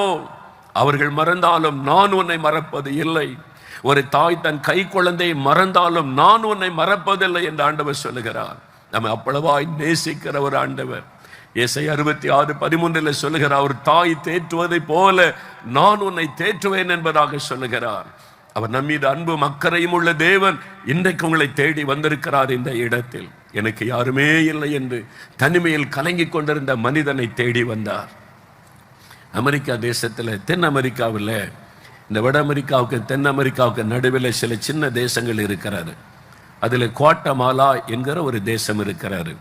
அந்த தேசத்திற்கு அமெரிக்கா தேசத்தை சார்ந்த T.L. ஆஸ்பான் என்கிற ஒரு ஊழியக்காரர் ஒரு சமய கூட்டம் நடத்த போயிருந்தார். அப்படி கூட்டத்துக்கு திரள் கூட்ட மக்கள் வருவார்கள். ஆண்டவர் அவரை கொண்டு பலத்த அற்புத அடையாளங்களை செய்வார். ஆகவே ஜனங்கள் எல்லா இடத்திலிருந்தும் அவருடைய செய்தியை கேட்டு சுகம் பெற வருவார்கள். அந்த குவாட்டமாலாவில் அந்த பட்டணத்தில் கூட்டம் நடந்தது. திரள் கூட்ட மக்கள் வந்து பங்கு பெற்று ஆசீர்வதிக்கப்பட்டார்கள். அந்த பட்டணத்தில் ஒரு வாலிப மகள், அவள் விபச்சாரத்தில் வாழ்ந்து பாவ இச்சையிலே வாழ்ந்து அதில் இன்பத்தை அனுபவிக்கலாம், மனம் போல வாழலாம் என்று வாழ்ந்தவள், ஒரு கொடிய வியாதி அவளை தாக்கினது. பாவத்தினால் உண்டான வியாதி. அதனால் அவள் பாதிக்கப்பட்டு படுத்த படுக்கையில் ஆனாள். அழகை இழந்து விட்டாள், ஆரோக்கியத்தை இழந்து விட்டாள். ஒரு சின்ன குடிசையில் இப்பொழுது நடக்க முடியாதபடி படுத்த படுக்கையில் ஆனாள். அவளை தேடி இப்பொழுது யாரும் வருவதில்லை. ஒரு காலத்தில் அவளுடைய அழகு அநேகரை ஈர்த்தது, அநேகர் வந்தார்கள். வியாதிப்பட்டு படுக்கையில் ஆகிவிட்டாள். இப்பொழுது ஒருவரும் வருவதில்லை. அனாதை போல விடப்பட்டிருந்தாள். ஒரு மரணப்படுக்கை. அந்த கூட்டம் நடந்த சமயம், அந்த கூட்டத்தில் அற்புதம் நடக்கிறதை பார்த்த சில சகோதரிமார்கள், தேவனுடைய பிள்ளைகள், நம்ம ஊருக்கு வெளியில் இந்த குடிசைக்குள் ஒரு பெண் வியாதியோடு படுத்திருக்கிறாளே, நம்ம போய் அவளை அழைச்சிட்டு வந்தா இந்த கூட்டத்தில் இயேசு அவளுக்கு அற்புதம் செய்வாரே என்று ஒரு அன்பு அவளுடைய உள்ளத்தை நெருக்கினார். அவங்க அவளை தேடி போனார்கள். அவளிடத்திலே போய், இந்த கூட்டத்தில் இயேசு நிறைய பேருக்கு அற்புதம் செய்கிறார், உனக்கும் சுகம் தருவார், நீ வா என்று அழைத்தார்கள். என்னால் நடக்க முடியாது, நான் படுத்த படுக்கையில் இருக்கிறேன், என் வாழ்க்கையின் அவ்வளவுதான், என் பாவத்திற்கேற்ற தண்டனை, இனி நான் சுகம் பெற முடியாது, அவ்வளவுதான் என்று சொன்னாள். இல்லை இல்லை, உனக்கு ஒரு வாழ்க்கை இயேசு வைத்திருக்கிறார், நாங்கள் உன்னை வண்டியில் வைத்து அழைத்து கொண்டு போகிறோம், நீ வா என்பதாக அழைத்தார்கள். அவள் மறுத்து விட்டாள். அதனால அவள் போயிட்டாங்க. இவளுக்கு மனது கேட்கல. பாவம், ஒரு இளம்பெண் மரணப்படுக்கையில் சாக கிடக்கிறாள், யாருமே இல்லாத அனாதையாக இருக்கிறாள், விடக்கூடாது என்று அடுத்த நாள் வந்துட்டாங்க. இல்லை இல்லை, இயேசு உன்னை ரொம்ப நேசிக்கிறார், நாங்கள் உன்னை நேசிக்கிறோம். ஒருவேளை நீ ஒரு காலத்தில் பாவம் செய்து பாதிக்கப்பட்டிருந்தால் இயேசு உன்னை மன்னிப்பார், அவர் மன்னிக்கிற ஆண்டவர், சுகம் கொடுக்கிற ஆண்டவர், நாங்கள் உன்னை கொண்டு போகிறோம் என்று சொல்லி அவளை வற்புறுத்தி ஒரு வண்டியில் வைத்து, தள்ளு வண்டியில் வைத்து கொண்டு போனார்கள். அந்த பெரிய மைதானத்தின் கூட்டத்தில் ஒரு பகுதியில் பின்னாலே இந்த வண்டியை நிறுத்தினார்கள். அவள் படுத்த படுக்கையில் இருந்து கொண்டே பிரசங்கத்தை கேட்டாள், இயேசுடைய வார்த்தைகளை கேட்டாள். அவர் பாவிகளை ரட்சிக்க சிலுவையில் மரித்ததையும் இரத்தம் சிந்தினதையும் பாவத்திற்கு பரிகாரம் செய்ததையும் அவர் மன்னிக்கிற ஆண்டவர் என்பதை அறிந்தபோது அந்த படுக்கையில் இருந்து கொண்டு அழுதாள். எனக்கு ஒரு மன்னிப்பு உண்டா? இயேசுவே, என்னையும் மன்னிப்பேரா? எனக்கு சுகம் தருவீரா என்று கண்ணீர் விட்டு அழுதாள். இயேசுடைய உடைந்த உள்ளத்தையும் கண்ணீரை கண்டார். ஜெப நேரம் வந்தது. ஆண்டவர் பிரத்யட்சமாய் அவளை சந்தித்தார். அந்த கூட்டத்துக்கு நடுவில் எல்லாம் ஜெபித்து கொண்டு இருக்கிறாங்க. படுக்கையில் இருந்து கொண்டு அழுது கொண்டிருந்த அவள் அருகில் இயேசு வந்தார். நான் உன்னை நேசிக்கிறேன், நான் உன்னை மன்னிக்கிறேன், நான் உன்னை குணமாக்குகிறேன் என்று சொல்லி ஆண்டவர் அவளை தொட்டார். உடனே மரண கட்டு மாறினர். அந்த படுக்கை விட்டு உடனே எழுந்தாள். எழுந்து கரமுயர்த்தி தேவனை துதிக்க ஆரம்பித்தாள். அவளை கொண்டு வந்தவர்கள் பார்க்கிறாங்க, படுக்கை விட்டு எழுந்து அவள் தேவனை துதிக்கிறாள். அவள் உள்ளத்தில் ஒரு பெரிய மகிழ்ச்சி. அழைத்து வந்த அவர்களுக்கு பெரிய ஒரு சந்தோஷம். வரும்பொழுது வண்டியிலே மரண படுக்கையில வந்த அவள் திரும்பி போகும்போது நடந்து மகிழ்ச்சியாய் தேவனை துதித்து கொண்டு போனாள். இயேசு வந்தது எதற்காக? இந்த மாதிரி எனக்கு யாரும் இல்லை, என் வாழ்க்கை முடிந்தது என்ற நம்பிக்கை இழந்து போன மக்களுக்கு வாழ்வு கொடுப்பதற்காக, மனிதனுடைய துக்கத்தை சந்தோஷமாய் மாற்றுவதற்காக, பாவத்தில் அழிந்து கொண்டிருக்கிற மனிதனுக்கு புது வாழ்க்கை கொடுப்பதற்காக. அதுக்கு தான் இயேசு வந்தார். எனக்கு யாரும் இல்லை என்று அவன் சொன்னான். இயேசு சொன்னார், நான் இருக்கிறவனுக்கு, நான் இருக்கிறேன் உனக்கு. என் ஆண்டவர் தன்னுடைய அன்பை வெளிப்படுத்தி அவனுக்கு அற்புதமான சுகத்தை கொடுத்தார். இன்றைக்கு நீ கலங்கி கொண்டிருக்கலாம் மகனே, எனக்கு யார் இருக்கிறார்கள் உதவி செய்வதற்கு? எனக்கு யார் இருக்கிறார்கள் என் பாரத்தை புரிந்து கொள்வதற்கு? நான் ஒரு பாவி என்று எல்லாரும் புறம்பே தள்ளுகிறார்கள், எனக்கு அன்பு காட்ட யார் இருக்கிறார்கள் என்று இயேசு சொல்லுகிறார், நான் இருக்கிறேன் உனக்கு. உனக்காகத்தான் இந்த உலகத்தில் ஒரு இரட்சகராக இந்த உலகத்தில் அவதரித்து வந்தேன், உனக்காகத்தான் சிலுவை சுமந்தேன், நான் இருக்கிறேன் உனக்கு என்று ஆண்டவர் சொல்லுகிறார். அந்த இயேசு இன்றைக்கு உங்களுடைய வாழ்க்கையில் ஒரு அற்புதம் செய்வார். பாருங்கள், அவன் உதவியற்ற மனிதன், ஹெல்ப்லெஸ் மேன். இயேசு அவனுக்கு உதவி செய்ய போனார். எனக்கு உதவி செய்ய யாருமே இல்லை நினைக்காரங்க, இயேசு இருக்கிறார். எனக்கு உதவி செய்ய யாரும் இல்லை என்று தவறான முடிவு எடுக்கிறார்கள். நேற்றைக்கு பிரயாணப்பட்டு ஈரோட்டை நோக்கி நாங்கள் வந்து கொண்டிருந்த போது நியூஸ் பேப்பர் வாசித்து கொண்டு வந்தேன். அதில் ஒரு செய்தி என் இருதயத்தை உடைத்து விட்டார். ஈரோடு மாவட்டத்தில் ஒரு ஊரை சார்ந்த ஒரு கணவன் மனைவி 2 சின்ன பிள்ளைகளுக்கு விஷம் கொடுத்து குழந்தைகளை கொன்று தாங்களும் விஷம் அறிந்து மறித்து விட்டார்கள். படத்தோடு அந்த செய்தி போடப்பட்டிருந்தது. அது என்ன செய்தி என்று வாசித்தால், கடன் கடன் கடன் கடன் பிரச்சனை, வருமானத்துக்கு வழியில் இனி வாழ முடியாது, நமக்கு யார் இருக்கிறாங்க உதவி செய்வதற்கு, மறித்து விடலாம் என்று சின்ன பிள்ளைகள், வாழ வேண்டிய பிள்ளைகளுக்கு விஷம் கொடுத்து தாங்களும் விஷம் அறிந்து மறித்து விட்ட அந்த செய்தி என் இருதயத்தை உடைத்தது. காரணம் என்ன? தங்களுக்கு உதவி செய்ய ஒரு ஆண்டவர் இருக்கிறார் என்பதை அறிந்திருந்தால் மறிச்சிருக்க மாட்டாங்களே. இந்த இக்கட்டான நேரத்திலும் தங்களை நேசிக்கிற, அன்பு காட்டுகிற, உதவி செய்கிற ஒரு ஆண்டவர் இருக்கிறார் என்பதை அறிந்திருந்தால் தற்கொலை பண்ணியிருக்க மாட்டாங்களே. எனக்கு அன்பானவர்களே, தற்கொலை உடைய பிரச்சனைக்கு முடிவு அல்ல, தற்கொலை உடைய வியாதிக்கு முடிவு அல்ல. எந்த பிரச்சனை, எந்த வியாதி, எத்தனை போராட்டத்திலும் உங்களுக்கு விடுதலை கொடுத்து வாழ வைக்கிற ஒரு ஆண்டவர் இருக்கிறார். அந்த இயேசு இன்னைக்கு உங்களோடு பேசிக் கொண்டிருக்கிறார். அந்த இயேசு உங்களுக்கு உதவி செய்ய வந்திருக்கிறார். உனக்கு நான் இருக்கிறேன், யாரும் இல்லை என்று ஏன் கலங்குகிறாய்? அவங்க சாட்சி சொல்லும் போது சொன்னாங்க பாருங்க, அந்த அம்மா கிறிஸ்தவர் அல்லாதவர்கள், எனக்கு என்ன வேணும்னாலும் அவர்கிட்ட அப்பா நீ நான் பேசுவேன், எசப்பா நீ பேசுவேன், எனக்கு எல்லாம் செய்கிறார் என்று சாட்சி சொன்னார்களே. உங்களுக்கு ஒரு தகப்பன் இருக்கிறார், வானத்தை பூமியை உண்டாக்கின தேவன். உங்ககிட்ட அதை கொண்டு வா, இதை கொண்டு வா, அங்க வா, இங்க வா என்று சொல்லுகிறவர் அல்ல. நீங்க இருக்கிற இடத்துல, உங்க வீட்டுல நீங்க இருக்கிற இடத்துல அவரை தேடினாலே போதும், அங்கு வந்து அவர் ஆசீர்வதிப்பார்.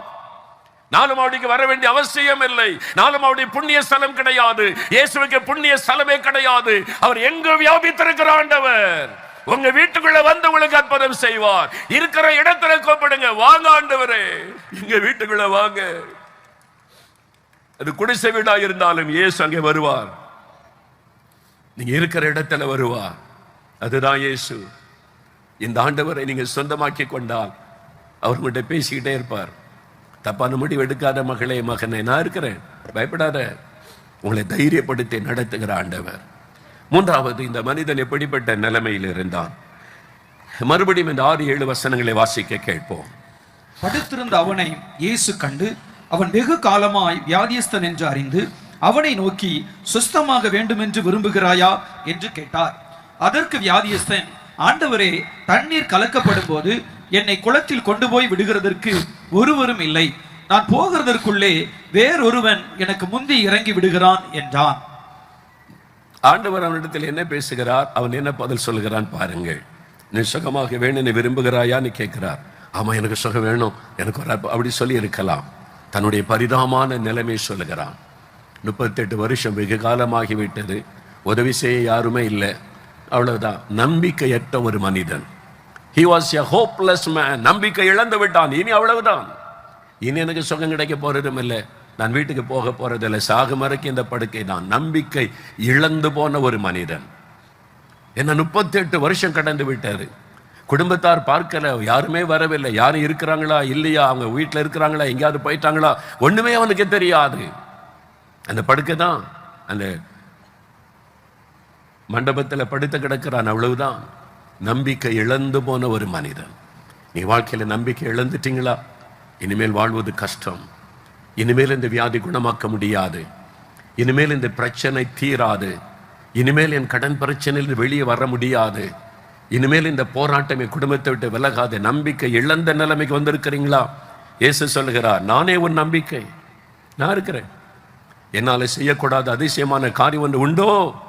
38 வருஷ வியாதியான நொடி பொழுதிலே குணமாக்க முடியும். காரியங்களை தலைகளாய் மாற்ற முடியும். அவர்தான் இயேசு. எத்தனை கோடி கடன் பிரச்சனை இருந்தால் என்ன, அவரை விசுவாசித்து அவருடைய வார்த்தையின்படி நடக்காமல் ஒப்பு கொடுத்தால் நொடி பொழுதிலே ஒரு நாளுக்குள்ளே காரியத்தை தலைகளாக மாற்ற அவராலே முடியும். அவர் அற்புதங்களின் தேவன். இலங்கை தேசத்தில் வவுனியான்னு ஒரு இடம் இருக்கிறார். ஸ்ரீலங்கா தேசத்தில் வவுனியான்னு ஒரு இடம். அங்கே ஒரு 3 நாள் இதே மாதிரி கூட்டம் நடைபெற்றது. அந்த கூட்டத்திற்கு போயிருந்த போது ஒரு நாள் தேவனுடைய வார்த்தை பிரசங்கித்துக் கொண்டிருந்த நேரம் மழை பெய்ய ஆரம்பித்து விட்டது. பாதியில் மக்கள் இங்கிருந்து வந்திருக்கிறாங்க. ஆண்டவர் உடனே சொன்னார், டக்குன்னு நிறுத்தாத, மக்களுக்காக ஜெபம் பண்ணி அனுப்பு. தாகத்தோடு வந்திருக்கிறாங்க. சரி ஆண்டவரே, நீ எழுந்துருங்க ஜெபிக்கலான்னு சொன்ன. மழையில் நனைந்து கொண்டே மக்கள் நின்றார்கள். வெறும் தூரல் அல்ல, அப்படியே மழை கொட்டுகிறது. அதில் நின்றார்கள். வேக வேகமாக ஜெபிக்க ஆரம்பித்தேன். அப்போ ஒரு அற்புதம் நடைபெற்றது. ரொம்ப ஆச்சரியமான ஒரு காரியம். கொழும்பு பட்டணத்தில் சார்ந்த ஒரு சகோதரர். அவர் கிறிஸ்தவர் அல்ல. அவர் ரொம்ப பக்தி உள்ளவர், கிறிஸ்தவர் அல்லாதவர். அவருடைய லங்ஸில் ஒரு கட்டி வந்திருந்தார். லங்ஸில் அதனால டாக்டர்கிட்ட பரிசோதித்து பார்த்தபோது கேன்சர் என்று உறுதிப்படுத்தப்பட்டு விட்டது. ஸ்ரீலங்காவில் கொழும்பில் பெரிய ஆஸ்பத்திரியில் பல மருத்துவம் செய்து பார்த்து சுகம் இல்லை. இந்தியாவுக்கு போனால் நிறைய மருத்துவ வசதி இருக்குன்னு சொல்லி இந்தியாவுக்கு வந்தார். இங்கும் பல இடத்துல வைத்தியம் செய்தும் அந்த கட்டி லங்ஸ் முழுவதும் பரவி விட்டது. முடியாத என்ற சூழ்நிலை. உடனே நாட்டு வைத்தியம் பல வைத்தியம் இருக்குது. யாரோ சொன்னதெல்லாம் இந்தியாவில் பார்த்துட்டு சில மாதங்கள் கழித்து ஏமாற்றம் அடைந்து இனி ஒன்றும் பண்ண முடியாது என்ற நிலைமையில் நம்பிக்கை இழந்து கொழும்புக்கே வந்துட்டார். அவருக்குள்ள என்ன வேதனை, அவருடைய தகப்பனாருக்கு இதே மாதிரி லங்ஸில் கட்டி வந்தது, கேன்சர், மரித்து விட்டார். அவருடைய மூத்த சகோதரனுக்கு இதே மாதிரி லங்ஸில் கேன்சர், மரித்து விட்டார். அவர் சொன்னார், சாபம் எங்கள் அப்பாவுக்கு வந்தது, என் அண்ணனுக்கு வந்தது, அதே மாதிரி நான் தாக்கப்பட்டிருக்கிறேன். சாபம் என் குடும்பத்தை தொடர்கிறது. என் அவ்வளவுதான். நம்பிக்கை இழந்து விட்டார். அப்போ யாரோ சொல்லியிருக்கிறாங்க, வவுனியாவில் ஒரு கூட்டம் நடக்குது, இயேசு கிறிஸ்து அற்புதம் செய்கிறான்னு சொல்கிறாங்க, பிரார்த்தனை பண்ணால் நிறைய பேருக்கு சுகம் கிடைக்குது, நீங்கள் வேணா போய் பாருங்கன்னு சொல்லி அவர் காரை எடுத்துக்கொண்டு குடும்பத்தாரோடு வவுனியாவுக்கு வந்து சேர்ந்தார். அந்த கூட்டத்தில் பின்னால் சேரில் உட்கார்ந்து இருந்தார். எனக்கு அதெல்லாம் தெரியாது. அந்த ஜெப நேரத்தில் மழை பெய்து கொண்டு இருக்கிறது. அந்த மழையில் நனைந்து கொண்டே அவர் ஜெபித்திருக்கிறார். வியாதி உள்ள இடத்துல கை வைத்து ஜெபிங்கன்னு சொன்ன போது அவரும் நெஞ்சில் பகுதியில் கை வைத்து இயேசுவை விசுவாசித்து கூப்பிட்டு இருக்கிறார். அவர் ஜெபித்து கொண்டிருக்கிற நேரம் ஆண்டவர் பாருங்க அவருடைய பெயரை சொல்லுகிறார்.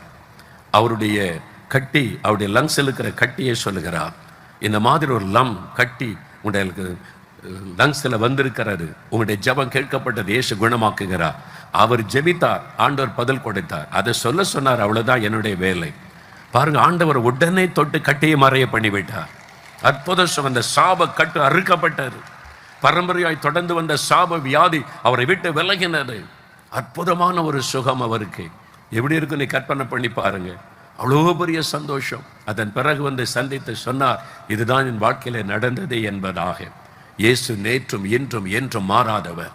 நம்பிக்கை இழந்துட்டீங்களா? முன்னோருடைய பாவம் சாபமாய் தொடருகிறது. இந்த சாபமாக வியாதி வந்து கொண்டிருக்கிறது. சாபமாய் வறுமை வந்து கொண்டிருக்கிறது. இனிமேல் அவ்வளவுதான் என்ற நிலைமைக்கு வந்துட்டீங்களா? நம்பிக்கை இழந்து போன நிலைமையிலிருந்து அந்த மனிதனை தேடி சென்று அற்புதம் செய்த அதே இயேசு இன்னைக்கு உங்களை தேடி வந்திருக்கிறார். இனி நம்பிக்கை இழந்துட்டியா மகனே, மகளை? நம்பிக்கையெல்லாம் இழந்துட்டியா? உனக்கு ஒரு வாழ்க்கையை நான் வைத்திருக்கிறேன். ஒரு புதிய ஆரம்பத்தை நான் உனக்கு வைத்திருக்கிறேன் என்று இயேசு உங்களுக்கு சொல்லுகிறார். உங்களுக்கு ஒரு புதிய ஆரம்பத்தை அவர் கொடுக்க முடியும். சூழ்நிலை அவரால் மாற்ற முடியும். முடியாதவர்களை முடியச் செய்கிற தேவன் அவர்தான் இன்றைக்கு உங்களை சந்தித்து பேசிக் கொண்டிருக்கிறார். அவரை நோக்கி நாம் ஜெபிக்க போகிறோம். வெகு காலமாய் வியாதியிலே பாதிக்கப்பட்ட மனிதன், அவன் காயப்பட்ட இருதயத்தோடு இருந்த ஒரு மனிதன், யாருமே எனக்கு உதவி செய்ய இல்லை, நேசிக்க இல்லை என்று பாதிக்கப்பட்ட உள்ளத்தோடு இருந்த மனிதன், நம்பிக்கையை இழந்து போன ஒரு மனிதன், அவனுக்கே அற்புதம் செய்தார். இன்னைக்கு உங்களுக்கு செய்ய போகிறார். நாம் ஜெபிக்க முடியாமல் எழுந்து நிற்போம். யாவரும் ஜெபிக்கும்படி எழுந்து நிற்போம். தேவ சமூகத்தில் இன்றைக்கு அற்புதத்திற்காய் ஜெபிக்க போகிறோம். யாவரும் எழுந்து நிற்போம். நீங்கள் எங்கே இருந்தாலும் அடுத்த மைதானத்தில் அங்குள்ள ஸ்கிரீனுக்கு முன்னால் இருந்தாலும் எழுந்து நின்று கொள்ளுங்கள். எந்த மைதானத்தில் எந்த இடத்துல ஸ்கிரீனுக்கு முன்னால் அமர்ந்திருந்தாலும் எழுந்து நின்று கொள்ளுங்கள். சேர்ந்து ஜெபிக்கணும். என்னை கவனிங்க. ஜெபிக்கிறதற்கு முன்னால் ஒரு காரியத்தை நான் உங்களுக்கு சொல்ல விரும்புகிறேன். கவனிங்க. நீங்கள் எங்கே நின்று கொண்டிருந்தாலும் என்னை கவனிங்க ஒரு நிமிடம். அதன் பிறகு நாம் ஜெபிக்க போகிறோம். இந்த மனிதனுக்கு 4வது ஒரு காரியம் இந்த மனிதனை குறித்து வேதத்தில் எழுதப்பட்டிருக்கிறது. அது ரொம்ப முக்கியமானது. அதை நான் சொல்லி ஜெபிக்க போகிறேன். கவனமாய் கேளுங்கள். யோவான் 5ஆம் அதிகாரம் 14ஆம் வசனம் சொல்லுகிறது, சுகமான அவனை இயேசு தேவாலயத்திலே கண்டார். சுகமாகி தேவாலயத்திலே அவன் போனான். ஆண்டவருக்கு நன்றி சொல்ல இயேசு அவனை பார்க்கிறார். அவனுக்கு ஒரு வார்த்தை சொல்லுகிறார், மகனே, இதோ நீ சுகமானாய், நான் உன்னை குணமாக்கினேன். அதிக கேடானது ஒன்றும் உனக்கு வராதபடி இனி பாவம் செய்யாதே. சின் நோ மோர். இனி பாவம் செய்யாதே, இனி பாவம் செய்யாதே. ஏன் ஆண்டவர் இந்த வார்த்தையை சொல்லுகிறார்? அவன் வியாதிப்பட்டதற்கு காரணம் அவனுடைய பாவங்கள் என்பதை இயேசு அறிந்திருந்தார். வியாதி வருவதற்கு பல காரணங்கள் உண்டு.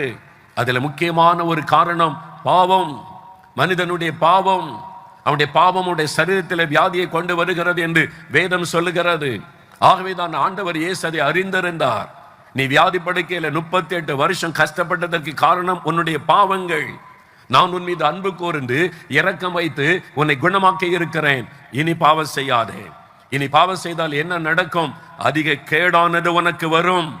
அதன் பிறகு யாரும் உன்னை காப்பாற்ற முடியாது என்பதாக இயேசு சொல்லுகிறார். யோசித்து பாருங்க. ஏதோ ஒரு பாவம் உங்களை தொடர்ந்து கொண்டிருக்கிற மதுபானம், போதை வஸ்துகள், கண்களின் இச்சைகள், ரகசிய பாவங்கள், உள்ளத்திலே பெருமைகள், பொறாமைகள், ஏதோ ஒரு பாவம், லஞ்சம் வாங்குவது, ஊழல் செய்வது, ஏமாற்றி பணம் சம்பாதிப்பது. யோசித்து பாருங்க. ஏதோ ஒரு பாவம் அது சாபமாய் உடைய குடும்பத்தை தொடருகிறது. ஆண்டவர் சொல்லுகிறார், இனி பாவம் செய்யாதே. இன்றைக்கு ஒரு தீர்மானம் எடுங்க. இனி இந்த பாவம் எனக்கு வேண்டாம். அந்த பாவத்தை விட்டு மனம் திரும்புங்கள். மதுபான பழக்கத்தை விட்டு, போதை வஸ்துகளை விட்டு, லஞ்சம் வாங்குகிற பாவத்தை விட்டு, எப்படியாவது பணம் சம்பாதிக்க வேண்டும் என்ற அநியாய சம்பாத்தியத்தை விட்டு நீங்கள் மனம் திரும்ப வேண்டும். அப்பொழுது ஆண்டவர் உங்களுக்கு அற்புதம் செய்ய முடியும். என் ஊழியத்தின் ஆரம்ப நாட்களில் நடந்த ஒரு அற்புத ஞாபகத்தில் இருக்கிறது. நேசரத்துக்கு அருகில் இருக்கிற ஒரு கிராமம். அங்கே நான் 3 நாட்கள் கூட்டத்திற்காய் சென்றிருந்தேன். ஒரு நாள் அந்த ஜெபத்தில் ஆண்டவருடைய சுகமளிக்கிற வல்லமை பலமாய் வெளிப்பட்டதை நான் பார்க்க முடிந்தது. ஆண்டவருடைய பலத்த சுகமளிக்கிற வல்லமை ஜனங்கள் மத்தியில் இறங்கினர். அநேகர் சுகம் பெற்றார்கள். வந்து மேடையில சாட்சி சொன்னாங்க, இந்த வியாதி அந்த வியாதி மறைந்து விட்டது, சுகம் உண்டாகி விட்டது, கூட்டம் முடிந்து விட்டது. புறப்படுகிற நேரம் ஒரு வயதான தாய் தன்னுடைய கணவரை அழைத்து கொண்டு வந்தாங்க. ஒரு தகப்பனார் அந்த தாயா தன் கணவரை அழைச்சிட்டு வந்த, ஐயா, என் கணவருக்காக ஜெபிக்கணும். அவருடைய கண்களிலே கண்ணீர், தாயாருடைய கண்களிலே கண்ணீர். என்னவென்று கேட்டேன். அவருக்கு கேன்சர் வியாதின்னு சொன்னாங்க. கேன்சரா? யார் சொன்னாரு? அவருடைய கண்ணை வீங்கி இருந்தது. அவர் சொன்னார்கள், வாய்க்குள்ள கேன்சர், மவுத் கேன்சர். அப்படியா? அப்படி சொல்லி வாயை திறந்து காட்டுங்க. அவர் வாயை திறந்த போது அந்த கேன்சர் கட்டி அந்த புண்ணு இருப்பதை என்னால் பார்க்க முடிந்தது. அந்த கண்ணை வீங்கி இருந்தது. வேதனை தாங்க முடியாமல் அழுது கொண்டேன் என்றார். அந்த தாய் கணவருக்காக அழுகிறார்கள். அந்த கண்ணீர் என் உள்ளத்தை உடைத்தது. ஆகவே அந்த நாளில் கர்த்தருடைய பிரசன்ன பலமாய் வெளிப்பட்டு கொண்டிருந்தபடியால் நானும் அவர் மீது கரம் வைத்து, ஆண்டவரே மனம் இறங்கணும்னு சொல்லி அவருக்காக பாரத்தோடு ஜெபம் பண்ணிவிட்டு கடந்து போனேன். அவ்வளவுதான். அந்த கிராமத்தில் ஒரு வீட்டிலே நான் தங்கி இருந்தேன். அடுத்த நாள் விடியற்காலை 5 மணிக்கு அந்த வீட்டு கதவு தட்டப்பட்டது. அந்த வீட்டார் போய் கதவை திறந்தாங்க. அந்த தாயார் நின்று கொண்டிருந்தார்கள். பிரசங்கியாரை பார்க்கணும்னாங்க. என்னங்க 5 மணிக்கு? நான் என்னுடைய அறையிலே ஜெபித்து கொண்டிருந்தேன். அவர் இப்ப ஜெபம் பண்ணுகிற நேரம், இப்ப வந்திருக்கிறீங்க? இல்ல, உடனே பார்க்கணும், கட்டாயம் அவரை பார்க்கணும், கூப்பிடுங்கன்னு சொல்லி நான் என்னுடைய அறை கதவை தட்டினார்கள். நான் எழுந்து வந்தபோது அந்த தாயார் நின்று கொண்டிருந்தாங்க. என்ன விஷயம்னு கேட்டேன். ஐயா, இரவோடு இரவாக என் கணவருடைய வாயில் இந்த கேன்சர் மறைந்து விட்டாரு. காலையில எழுந்து பார்த்தா கட்டியும் இல்லை, வீக்கமும் இல்லை, வாய்க்குள்ள கேன்சர் என்ற அடையாளமே இல்லை, மாறிவிட்டாரு. அவர் வந்து இப்பவே போ பிரசங்கியார்கிட்ட சொல்லிட்டு வா அப்படின்னு சொல்லி என்னை என் கணவர் தான் துரத்தி விட்டார் என்று அந்த சந்தோஷத்தை சொல்ல வந்தேன் என்றார்கள். இயேசுவுக்கு நன்றி சொல்லுங்கன்னு சொல்லிட்டு அடுத்த நாள் கூட்டத்தில் வந்து சாட்சி சொன்னார். அப்புறம் சர்ச்சுக்கு ஒழுங்கா வர ஆரம்பித்தார். பைபிளோட வருவார், பக்தியா நடப்பார். அப்படியே நடந்து கொண்டிருந்தார். 1 வருடம் கழித்தாரு. ஒரு முறை அந்த ஊருக்கு ஒரு கூட்டம் நடத்த நான் போயிருந்தேன், ஒரு ஜெபம் நடத்துவதற்கு. அவரை காணும். நான் கேட்டேன் இந்த சபையார் இடத்துல, அந்த கேன்சர் சுகமாச்சு அந்த ஐயா எங்கேன்னு சொல்லி. அவருக்கு மறுபடியும் கேன்சர் வந்து இப்போ படுத்த படுக்கையில் இருக்கிறார், பேச முடியாது, சாக கிடக்கிறாருன்னாங்க. என்ன சொல்றீங்க? இயேசு குணமாக்கினால் குணமாக்கினது தான் எனக்கு சுகம் கொடுத்தார். இத்தனை வருடம் அந்த வியாதி திரும்பி வரவில்லை, இன்றைக்கு வரைக்கும் ஆரோக்கியமாக இருக்கிறேன். எப்படி அந்த வியாதி திரும்பி வர முடியும்? ஆண்டவர் சுகமாக்கினதை கண்கூடாக பார்த்தோமே, எப்படி? அவங்க சொன்னாங்க, உண்மைதான், இயேசு அவரை சுகமாக்கினது உண்மை. சுகம் பெற்ற உடனே ஒரு 6 மாதம் ரொம்ப பயபக்தியாக சர்ச்சுக்கு வருவார், கூட்டத்துக்கு வருவார், பைபிளோட வருவார், ரொம்ப நல்லா இருந்தார். இப்போ அவருக்கு நல்லா தெரிஞ்சுட்டு நல்லா சுகமாயிட்டோம், இனி நமக்கு வியாதி வராதுன்னு தெரிஞ்ச உடனே மறுபடியும் சாராய கடைக்கு போனார், குடிக்க ஆரம்பித்தார். குடிச்சிட்டு வந்து மனைவி அடிக்கிறது, தெருவில் நின்று கத்துறது. என்னையா இந்த ஆள் இவ்வளோ சுகம் பெற்றார், இப்போ இப்படி நடக்கானா, இனிமேல் எனக்கு ஒன்றும் ஆகாது. அவருக்கு இல்லை தைரியம், நான் தான் சுகமாயிட்டேன்ல அப்படின்ற தைரியம். மறுபடியும் பாவம் செய்ய ஆரம்பித்தார். அதை நான் நிமித்தமாய் மறுபடியும் அந்த வியாதி தாக்கினது. சுகமே ஆக்க முடியாதபடி படுத்த படுக்கையிலாகி மரித்து போனார். இதைத்தான் இயேசு கிறிஸ்து சொல்கிறார், நான் உன்னை சுகமாக்கினேன், அதிக கேடானது உனக்கு மறுபடியும் வராதபடிக்கு இனி பாவம் செய்யாதே. நான் உன்னை சுகமாக்குவது நீ பாவம் செய்வதற்கு அல்ல, பாவத்திற்கு விலகி ஜீவிக்கணும், தேவனுக்கு பயந்து வாழணும், நீதி நேர்மையாக வாழணும், பரிசுத்த வாழ்க்கை வாழணும். நீ மறுபடியும் சாராயம் குடிக்க போனால் மறுபடியும் கொடிய வியாதி வரும், உன்னை ஒருவரால் காப்பாற்ற முடியாது. இயேசு சொல்லுகிறார், நானே உன்னை காப்பாற்ற முடியாது, அதிக கேடானது உனக்கு வரும், எச்சரிக்கிறார். இன்றைக்கு இயேசு அற்புதம் செய்ய ஆயத்தம், விடுதலை கொடுக்க ஆயத்தம், சுகம் கொடுக்க ஆயத்தம். ஆனால் நீங்கள் ஒரு தீர்மானம் எடுக்க வேண்டும். இனி இந்த பாவம் எனக்கு வேண்டாம், இனி இந்த பாவம் எனக்கு வேண்டாம் ஆண்டவரே, இனி இந்த மதுபானம் எனக்கு வேண்டாம், இனி இந்த போதை வஸ்துகள் எனக்கு வேண்டாம், இனி இந்த கண்களின் இச்சைகள், மாமிசத்தின் இச்சைகள், ரகசிய பாவங்கள் எனக்கு வேண்டாம், இனி இந்த லஞ்சம் ஊழல் எனக்கு வேண்டாம், இனி இந்த ஜாதி பெருமை, கொலைப்பெருமை, குடும்ப பெருமை, மற்றவர்களை அற்பமாக எண்ணுகிற இந்த பாவம் எனக்கு வேண்டாம், இந்த பாவ சுபாவம் எனக்கு வேண்டாம், என்னை ஒப்பு கொடுக்கிறேன், இனி பாவம் இல்லாத ஒரு வாழ்க்கைக்கு என்னை ஒப்பு கொடுக்கிறேன். அப்படி நீங்கள் ஒப்பு கொடுத்தால் இன்றைக்கு இயேசு உங்களுக்கு அற்புதம் செய்வார். அப்படி உங்களை ஒப்பு கொடுத்தால் இன்றைக்கு எப்படிப்பட்ட வியாதியா இருந்தாலும் உங்களை குணமாக்குவார். அப்படி உங்களை ஒப்பு கொடுத்தால் எவ்வளவு பெரிய பிரச்சனையாக இருந்தாலும் இயேசு உங்களை மாற்றுவார். அவர் எதிர்பார்க்கிற ஒரே ஒரு காரியம், உன்னுடைய பணத்தை அவர் கேட்கவில்லை, உன்னுடைய பொன்னையும் பொருளையும் அவர் கேட்கவில்லை. நீ உன்னை வருத்தி கொண்டு நடந்து வா என்று சொல்லவில்லை. உன் பாவத்தை விட்டு நீ மனம் திரும்பு. என்னால பாவத்தை விட முடியலையே, குடிப்பழக்கத்தை விட முடியலையே, போதை வசத்தை விட முடியலையே, இந்த பாவம் எனக்குள்ள இருந்து வாதிக்கிறது என்று எண்ணுகிறீர்களா? இயேசு சொல்லுகிறார், இயேசு கிறிஸ்துவாகிய நான் உங்களை விடுதலை ஆக்கினால் மெய்யாகவே விடுதலை ஆவீர்கள். நீ மனம் திரும்பினால் போதும். நான் பாவி ஆண்டவரே, என்னை மன்னித்த விடுதலை தாரும் என்று மனம் திரும்பினால் நான் உனக்கு விடுதலை தருவேன், பரிசுத்தம் தருவேன். இயேசு கிறிஸ்துவின் ரத்தம் சகல பாவங்களை நீக்கி நம்மை சுத்திகரிக்கும். இயேசு கிறிஸ்து விடுதலை ஆக்கினால் மெய்யாகவே விடுதலை ஆவீர்கள். எத்தனை வருட மதுபான பழக்கம் ஆனாலும் இன்றைக்கு இப்பொழுது இயேசு விடுதலை கொடுக்க முடியும். எத்தனை வருட பாவ அடிமைத்தனம் ஆனாலும் இன்றைக்கு இயேசு உங்களுக்கு விடுதலை கொடுக்க முடியும். அவர் பாவத்தை மன்னிக்கிறவர் மாத்திரம் அல்ல, பாவத்திலிருந்து விடுதலை தருகிற ஒரு ஆண்டவர். அவர்தான் சொல்லுகிறார், மகனே இனி பாவம் செய்யாதப்பா, மகளே இனி பாவம் செய்யாத. பாவம் வேதனை கொண்டு வருவது மாத்திரம் அல்ல, உன்னை நரகத்தின் அக்கினிக்குள்ளே கொண்டு போய்விடும், உன்னை நரகத்துக்குள்ளே கொண்டு போய்விடும். அந்த அழிவு உனக்கு வேண்டாம். நீ மனம் திரும்பு, இனி பாவம் வேண்டாம் என்று ஒப்புக்கொடு. நான் உன்னை பரிசுத்தப்படுத்துவேன், விடுதலை தருவேன், சுகம் தருவேன், இழந்ததை திரும்ப தருவேன், உன்னை ஆசீர்வதிப்பேன் என்று இயேசு வாக்கு கொடுக்கிறார். பணம் கொடுத்து இயேசுவிடம் இருந்து ஆசீர்வாதம் வாங்க முடியாது. உங்க பொருளை கொடுத்து ஆண்டவரிடத்திலிருந்து பாவ மன்னிப்பை வாங்க முடியாது. பாவத்தை உணர்ந்து மனம் திரும்பணும். ஆண்டவரே, நான் ஒரு பாவிதான், என்னை மன்னியும், என்னால் இந்த பாவத்தை விட முடியல, எனக்கு இரக்கம் செய்யும், என் குணத்தை மாற்றும், சுபாவத்தை மாற்றும், ஆண்டவரே எனக்கு நீர் உதவி செய்யும் என்று மனம் திரும்பினால் ஆண்டவர் இயேசு கிறிஸ்துவின் ரத்தம் சகல பாவங்களை நீக்க நம்மை சுத்திகரிக்கும். அதற்காகத்தான் அவர் சிலுவைக்கு போனார். சிலுவையில் கைகளில் ஆணி அடிக்கப்பட்டு, கால்களில் ஆணி அடிக்கப்பட்டு, தலையில முள்முடி ஏற்றுக்கொண்ட ரத்தம் வடிய வடி அந்த சிலுவையில் தொங்கினார். இயேசு கிறிஸ்துவின் ரத்தம் சகல பாவங்களை நீக்க நம்மை சுத்திகரிக்கும். இயேசு கிறிஸ்துவின் தழும்புகள் எந்த வியாதியும் குணமாக்கி விடும். இயேசு கிறிஸ்து முள்முடியை ஏற்றுக்கொண்ட சாபத்தை சுமந்து விட்டபடியால் எந்த சாபத்தை அவர் மாற்ற முடியும்? அப்படியே கண்களை மூடி ஒரு நிமிட சிலுவையிலே தொங்குகிற இயேசுவை நோக்கி பாருங்கள். கண்களை மூடி ஜெபம் பண்ணுங்கள். உங்களுடைய எண்ணம் சிதறாமல் இருக்கும்படி கண்களை மூடி உங்களுடைய இருதயத்தில் இயேசுவை நோக்கி பார்த்து, இயேசுவே என்னை மன்னியும், இயேசுவே இனிமேல் இந்த பாவம் எனக்கு வேண்டாம், இனிமேல் இந்த இந்த பாவம் எனக்கு வேண்டாம், என்னால இந்த பாவத்தை விட முடியவில்லை, விடுதலை தாரும், விடுதலை தாரும். ஜெபிக்க ஆரம்பிங்க, ஜெபிக்க ஆரம்பிங்க. 2 நிமிடம் உங்களுக்கு கொடுக்கப்படுகிறது. இயேசுவே என் பாவங்களை மன்னியும், இனி நான் பாவம் செய்யக்கூடாது, இனி இந்த மதுபானம் எனக்கு வேண்டாம், இனிமேல் இந்த போதை வஸ்துகள் எனக்கு வேண்டாம், இனிமேல் எனக்கு இந்த கண்களின் இச்சை மாமிச இச்சைகள் எனக்கு வேண்டாம், இனிமேல் இந்த பெருமையும் பொறாமையும் எரிச்சலும் எனக்கு வேண்டாம். இயேசுவே எனக்கு விடுதலை தாரும், என் பாவத்தை மன்னியும், எனக்கு சுகம் தாரும், என்னை ஆசீர்வதியும், இக்கட்டல் என்று விடுதலை ஆக்கும். ஜெபிங்க, ஜெபிங்க, ஜெபிங்க. தன் பாவத்தை மறைக்கிறவன் வாழ்வடைய மாட்டான், அறிக்கை செய்து விட்டு விடுகிறவன் இரக்கம் பெறுவான். நிற்கிற இடத்தில் இயேசுவே மன்னியும், இயேசுவே மன்னியும், இயேசுவே இறங்கும், இயேசுவே நான் மனம் திரும்புகிறேன், இயேசுவே என்னால் இந்த பாவத்தை விட முடியலையே, எனக்கு விடுதலை வேண்டும், பாவத்திலிருந்து விடுதலை வேண்டும், இயேசுவே இந்த பாவத்திலிருந்து எனக்கு விடுதலை கொடுங்க. ஜெபிங்க, ஜெபிங்க, ஜெபிங்க.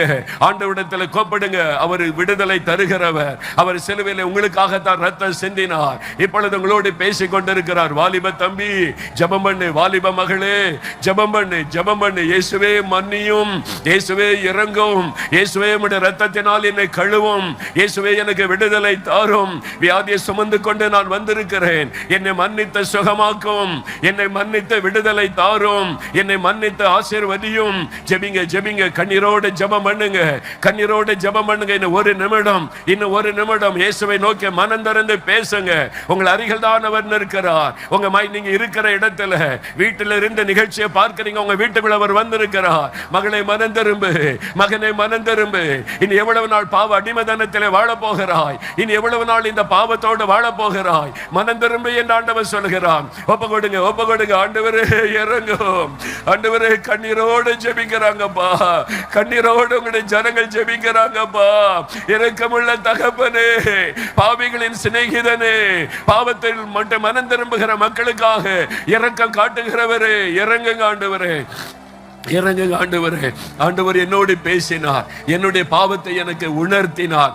எனக்கு இந்த பாவத்திலிருந்து விடுதலை வேணும், இனிமேல் இந்த பாவம் எனக்கு வேண்டாம், என்னை தொடர்ந்து வருகிற பாவம், இந்த பாவத்திலிருந்து விடுதலை வேணும், சமாதானம் வேணும், ஒரு பரிசுத்த எனக்கு வேணும். என்னை நான் ஒப்பு கொடுக்கிறேன். இயேசு என் பாவத்தை மன்னித்து புதிய இருதயத்தை எனக்கு தரணும். அப்படி ஒப்பு கொடுக்கிறவங்க வலது கரத்தை உயர்த்தி ஜெபம் பண்ணுங்க, வலது கரத்தை உயர்த்தி ஜெபிங்க.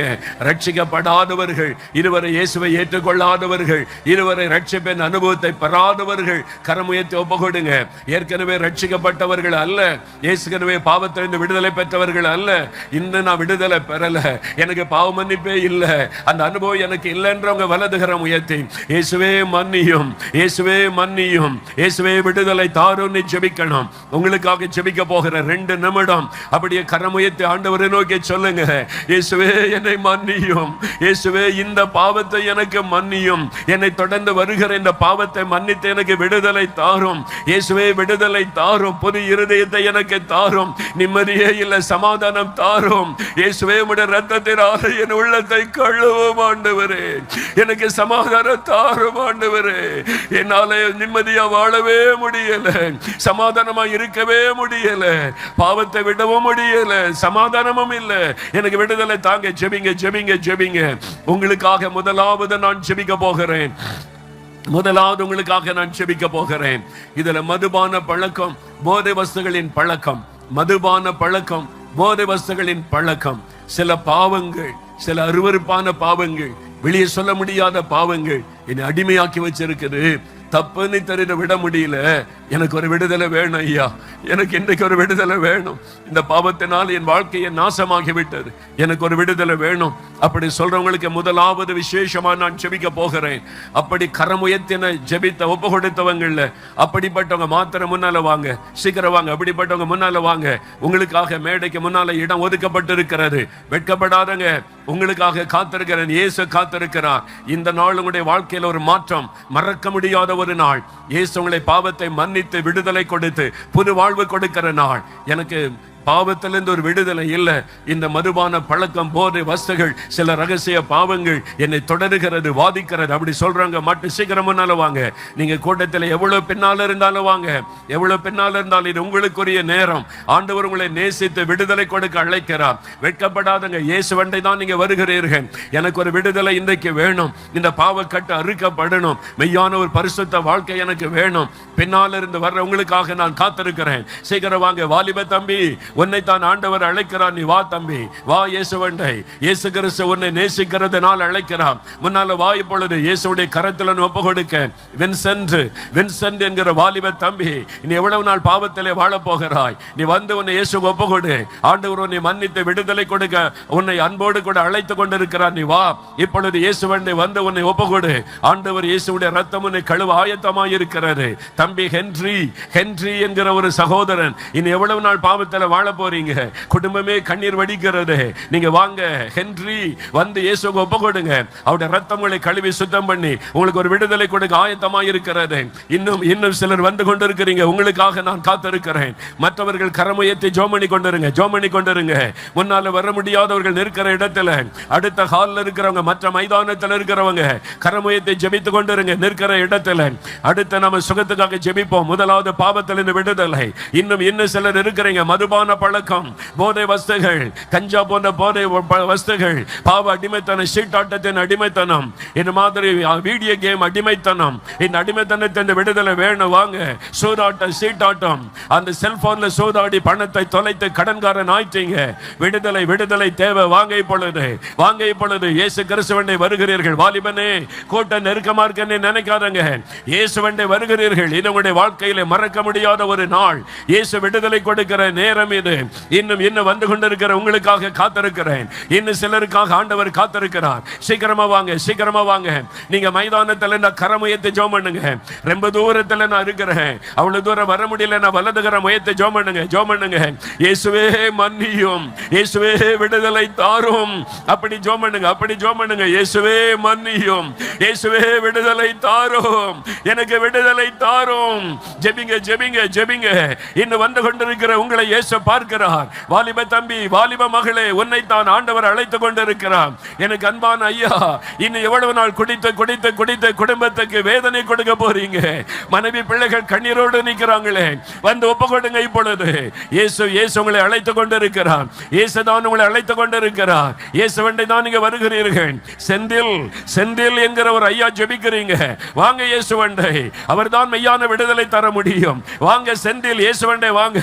இயேசு உங்களுக்கு விடுதலை கொடுக்க விரும்புகிறார், மன்னிக்க விரும்புகிறார். தேங்க்யூ லார்ட், மக்கு நன்றி. அப்படி எல்லாரும் கரமுயர்த்தி 2 நிமிடம் ஜெபம். இயேசுவே மன்னியும், இயேசுவே விடுதலை தாரும். ஜெபிங்க. இயேசுவே மன்னியும், இயேசுவே விடுதலை தாரும். இயேசுவே என் பாவங்களை மன்னியும், இயேசுவே என் பாவங்களை மன்னியும். தகப்பனே, இதோ கரமுயர்த்தி நிற்கிற பிள்ளைகள், முன்னால் வந்து உம்முடைய பாதபடியில் அர்ப்பணித்து நிற்கிற இந்த பிள்ளைகள், இந்த ஒவ்வொரு ஆத்மாக்களுக்காக சிலுவை சுமந்தீரே, ரத்தம் சிந்தினீரே, சிலுவையிலே பலியாய் கொடுத்தீரே. நீரதை நினைத்தருளுவீராக. வேறு யாரிடத்திலே இந்த மக்கள் போவாங்க ஆண்டவரே? வேறு யாரிடத்திலே இவர்கள் போவார்கள்? வேறு யாரும் உதவி செய்ய முடியும்? உம்முடைய வல்லமை இறங்கட்டும். இயேசுவே மன்னியும், இயேசுவே விடுதலை தாரும் என்று கண்ணீரோடு ஜெபிக்கிறாங்களே, உம்முடைய ரத்தத்தின் வல்லமை இறங்குவதாக. ஒவ்வொருவர் மீது உம்முடைய ரத்தத்தின் வல்லமை இறங்குவதாக. மைதானம் எங்கிலும் இயேசுவின் ரத்தத்தின் வல்லமை இறங்குவதாக. எங்கெல்லாம் ஜனங்கள் கரமுயர்த்தி ஜெபிக்கிறார்களோ, அங்கெல்லாம் இயேசுவின் ரத்தத்தின் வல்லமை இறங்குவதாக. உம்முடைய ரத்தத்தின் வல்லமையினாலே விடுதலை, பாவத்தில் இந்த விடுதலை. அவருடைய ரத்தம் அவளை கழுவட்டும், அவளை பாவமறை கழுவட்டும், அவருடைய இருதயத்தை கழுவட்டும். இயேசு கிறிஸ்துவின் ரத்தம் சகல பாவங்களை நீக்கி சுத்திகரிக்கும் என்ற வார்த்தை இங்கே நிறைவேறுவதாக. யார் ஜெபிக்கிறாங்களோ, உம்முடைய ரத்தத்தின் வல்லமை அவர்கள் மேல இறங்கட்டும், வீடுகளுக்குள்ளே இறங்கட்டும். எங்கெல்லாம் நின்று ஜெபிக்கிறார்களோ அங்கெல்லாம் ரத்தத்தின் வல்லமை இறங்கட்டும். வல்லமை இறங்கினதற்காய் ஸ்தோத்திரம். ரத்தம் கழுவுகிறதற்காய் ஸ்தோத்திரம். ரத்தம் கழுவுகிறதற்காய் நன்றி. கரம் உயர்த்தினவர்கள் உடைய வலது கரத்தை இருதயத்தில் வைங்க. உடைய வலது கரத்தை இருதயத்தில் வைங்க. அப்படி கண்களை மூடி ஒரே ஒரு நிமிடம் இயேசுவே என் உள்ளத்தில் வாரும். சொல்லுங்க, இயேசுவே என் உள்ளத்தில் வாரும். உம்மை என் இரட்சகராக ஏற்றுக்கொள்ளுகிறேன், என் ஆண்டவராக ஏற்றுக்கொள்ளுகிறேன். எனக்குள் வந்து தங்கியிரும். இயேசுவே எனக்குள் வாரும். தகப்பனே, இயேசு கிறிஸ்துவின் நாமத்தின் மேல் விசுவாசம் உள்ளவர்களாய் அவர் ஏற்றுக்கொண்டவர்கள் எத்தனை பேர்களோ அத்தனை பேர்களும் தேவனுடைய பிள்ளைகளாகும்படி அதிகாரம் கொடுத்தார் என்ற வார்த்தையின்படி உம்மை ஏற்றுக்கொண்ட அத்தனை பிள்ளைகளையும் உம்முடைய பிள்ளைகளாக நீர் அணைத்துக் கொண்டதற்காய் ஸ்தோத்திரம். இந்த ரத்தம் கழுவி விட்டதற்காய் ஸ்தோத்திரம். உம்முடைய பிள்ளைகள் ஆக்கி விட்டதற்காய் ஸ்தோத்திரம், ஸ்தோத்திரம். இன்றைக்கோடு இந்த பாவங்கள் ஒளியட்டும், சாபங்கள் எல்லாம் ஒளியட்டும். சாபத்தில் வந்த வியாதிகள், சாபத்தில் வந்த வறுமைகள் எல்லாம் குடும்பத்தை விட்டு ஒளியட்டும். இன்று முதல் சாபம் ஆசீர்வாதமாய் மாறணும். ஆண்டவரே, ஒவ்வொருவருக்கும் மாறணும். கர்த்தர் அப்படி ஆசீர்வதித்து விட்டதற்காய் ஸ்தோத்திரம். இப்ப அப்படியே கரம் உயர்த்தி சொல்லுங்க, இயேசுவே ஸ்தோத்திரம். என்னை மன்னித்ததற்காய் ஸ்தோத்திரம், எனக்கு விடுதலை தந்ததற்காய் ஸ்தோத்திரம், என் உள்ளத்தில் வந்து விட்டதற்காய் ஸ்தோத்திரம். இயேசுவே ஸ்தோத்திரம். ஆமென், ஆமென். பாவங்கள், சாபங்கள், கோபங்கள் எல்லாம் பரிகரித்தாரே. ஒரு பல்லவி பாடின பிறகு அப்படியே நின்று கொள்ளுங்க எல்லாருமே. இந்த பல்லவி பாடின பிறகு சுகத்துக்காக ஜெபம் பண்ணுவோம். முன்னால் வந்தவர்கள் எல்லாம் ஜெபம் முடிந்த பிறகு 5 நிமிஷம் தான், ரொம்ப நேரம் நிற்க வைக்க மாட்டாங்க. ஒரு 5 நிமிஷம், இப்ப 5 நிமிஷம் கடைசியில இப்ப சுகத்துக்காக விடுதலுக்காக ஜெபித்து ஃபைனல் பிளஸிங் பிரைஸ் சொன்ன உடனே முன்னால் வந்தவங்க மட்டும் ஒரு 5 நிமிஷம் மட்டும் நின்று செல்லுங்க. உங்களோட நான் பேசுவேன், உங்களுக்கு ஸ்பெஷலா ஜெபம் பண்ணி அனுப்புவேன். இப்ப வியாதி சுகத்துக்காக நீங்க கூட ஜெபிக்கணும். எல்லாருக்காக மைதானத்தில் எங்க இருந்தாலும் ஜெபிக்க போறோம். ஒரு பல்லுவை பாட போகிறோம். பாவங்கள், சாபங்கள், கோபங்கள் எல்லாம் பரிகரித்தாரே. பாவங்கள், சாபங்கள், கோபங்கள் எல்லாம் பரிகரித்தாரே. பாவங்கள், சாபங்கள், கோபங்கள் எல்லாம் பரிகரித்தாரே. தேவாதி தேவன் என் உள்ளத்தில் வந்து தேற்றியே விட்டாரே. தேவாதி தேவன் என் உள்ளத்தில் வந்து தேற்றியே விட்டாரே. என்ன என் ஆனந்தம், என்ன என் ஆனந்தம் சொல்லக்கூடாதே. என்ன என் ஆனந்தம், என்ன என் ஆனந்தம் சொல்லக்கூடாதே. மன்னன் கிறிஸ்து என் பாவத்தை எல்லாம் மன்னித்து விட்டாரே.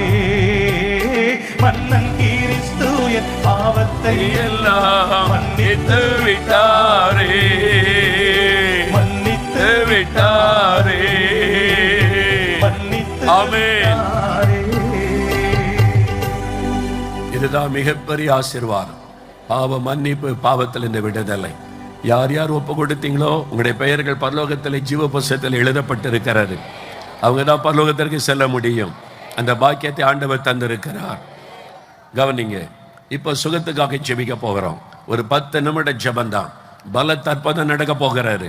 நீங்க எந்த வியாதியோடு வந்திருந்தா, முன்னால் வந்திருந்தாலும் பின்னால் எங்க இருந்தாலும், நீங்க வேறு வெளி மைதானத்தில் ஸ்கிரீனுக்கு முன்னால் இருந்தாலும், இயேசுவுக்கு நீங்கள் தூரமானவர்கள் அல்ல. இந்த ஸ்டேஜுக்கு தூரமா இருக்கிறீங்க, ஆனா இயேசுவுக்கு தூரமானவர்கள் அல்ல. உங்க பக்கத்துல இயேசு இருக்கிறார். இப்ப உங்களை தொட போகிறார். நெடுநாள் வியாதி இன்னைக்கு மறைய போகிறாரு. தீர்க்க முடியாதுன்னு சொல்லப்பட்ட வியாதியை ஆண்டவர் குணமாக்க போகிறார். உங்களுடைய சரீரத்தில் இப்பொழுது வியாதி விலகும், சுகம் உண்டாகும். கவனிங்க, அதுக்கு என்ன செய்யணும்னா நான் சொல்றபடி செய்யணும். வியாதி உள்ள இடத்துல உங்களுடைய வலது கரத்தை வைத்துக் கொள்ளணும்.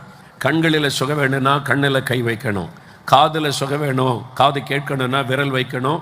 அப்படி யாரையாவது அழைச்சிட்டு வந்திருந்தா நீங்க சொல்லுங்க, காதில் விரல் வைக்க சொல்லுங்க. எந்த இடத்துல கட்டிகள் இருக்கிறது, தைராய்டு கட்டி, கேன்சர் கட்டி, எந்த இடத்துல வலிகள் வேதனை இருக்கிறது, எந்த உறுப்பு பாதிக்கப்பட்டிருக்கிறது, அந்த இடத்துல கை வைத்து கொள்ளுங்க. வியாதிப்பட்ட யாரையாவது நீங்க அழைச்சிட்டு வந்திருந்தா அவங்க மேல கை வைத்து இயேசுவே தொடும், இயேசுவே குணமாக்கு, அந்த இயேசுடைய பெயரை சொல்லணும். இயேசுவே தொடும், குணமாக்குன்னு சொல்லணும். குழந்தைகள், பெரியவங்க, நடக்க முடியாதவங்களை கூட்டிட்டு வந்தா நீங்க கை வைத்து ஜெபிக்கணும். இப்போ நாம் எல்லாரும் இணைந்து ஜெபிக்க போகிறோம். நான் உங்களுக்காக ஆண்டவரிடத்தில் பரிந்து பேசி ஜெபிக்க போகிறேன். அந்த ஜெபம் பண்ணும்போது ஆண்டவருடைய வல்லமை உங்களை தொடும். சிலர் அவருடைய தொடுதலை உணருவீங்க, ஒரு வல்லமை இறங்குகிறதை, ஒரு வல்லமை தொட்டதை உணருவீங்க. சிலர் ஆண்டவர் நேரடியாக வந்து உங்களை சந்தித்து குணமாக்குவார், அவரையே நீங்கள் தரிசிப்பீங்க. சிலர் உங்களுடைய சரீரத்துக்குள்ள ஒரு வல்லமை இறங்குவதை உணர்வீர்கள். சிலரை விட்டு அசுத்த ஆவிகள் உங்களை கீழே தள்ளிவிட்டு போயிடும். அது அந்த பிசாசினால் உண்டான வியாதியாக இருந்தால் இயேசுவின் நாமத்தை சொல்லும் போது அந்த ஆவி வெளியேறும். அந்த ஆவி வெளியேறும் போது பயப்படாதங்க, சிலர் சரிந்து விழுவாங்க, பயந்துறாங்க, உடனே எழும்பிடுவாங்க. அந்த வியாதியை பிசாசு எடுத்துக்கொண்டே விலகும். அது ஆண்டவருடைய வல்லமை. அப்போ அந்த வியாதி மறைந்து விடும். அதனால் 10 நிமிடத்தில் ஜெபம் முடிந்துடும். நீங்கள் செய்ய வேண்டிய ஒரே ஒரு காரியம், சுகம் பெற்ற உடனே மேடைக்கு வரணும், இயேசுவை மகிமைப்படுத்தணும். உங்கள் காணிக்கை பொருள் எதையும் ஆண்டவர் கேட்கல. இயேசு என்னை தொட்டால் நான் சுகமாயிட்டேன், அவ்வளோதான். அதை மட்டும்தான் ஆண்டவர் எதிர்பார்க்கிறார். அவரை மகிமைப்படுத்தணும். நீங்கள் எங்கே இருந்தாலும் கூட்டத்தில் முன்னால் ஓடி வந்து மகிமைப்படுத்தணும். இப்போ ஒரு 5 நிமிடம் ஜெபிக்க போகிறோம். வியாதி உள்ள இடத்துல கை வைங்க. எங்கெங்கே வியாதி இருக்குது, கழுத்தில் கட்டி இருந்தால் கை வைங்க, மார்பில் கட்டி இருந்தாங்க கை வைங்க, நெஞ்சு பகுதியில் கை வைங்க.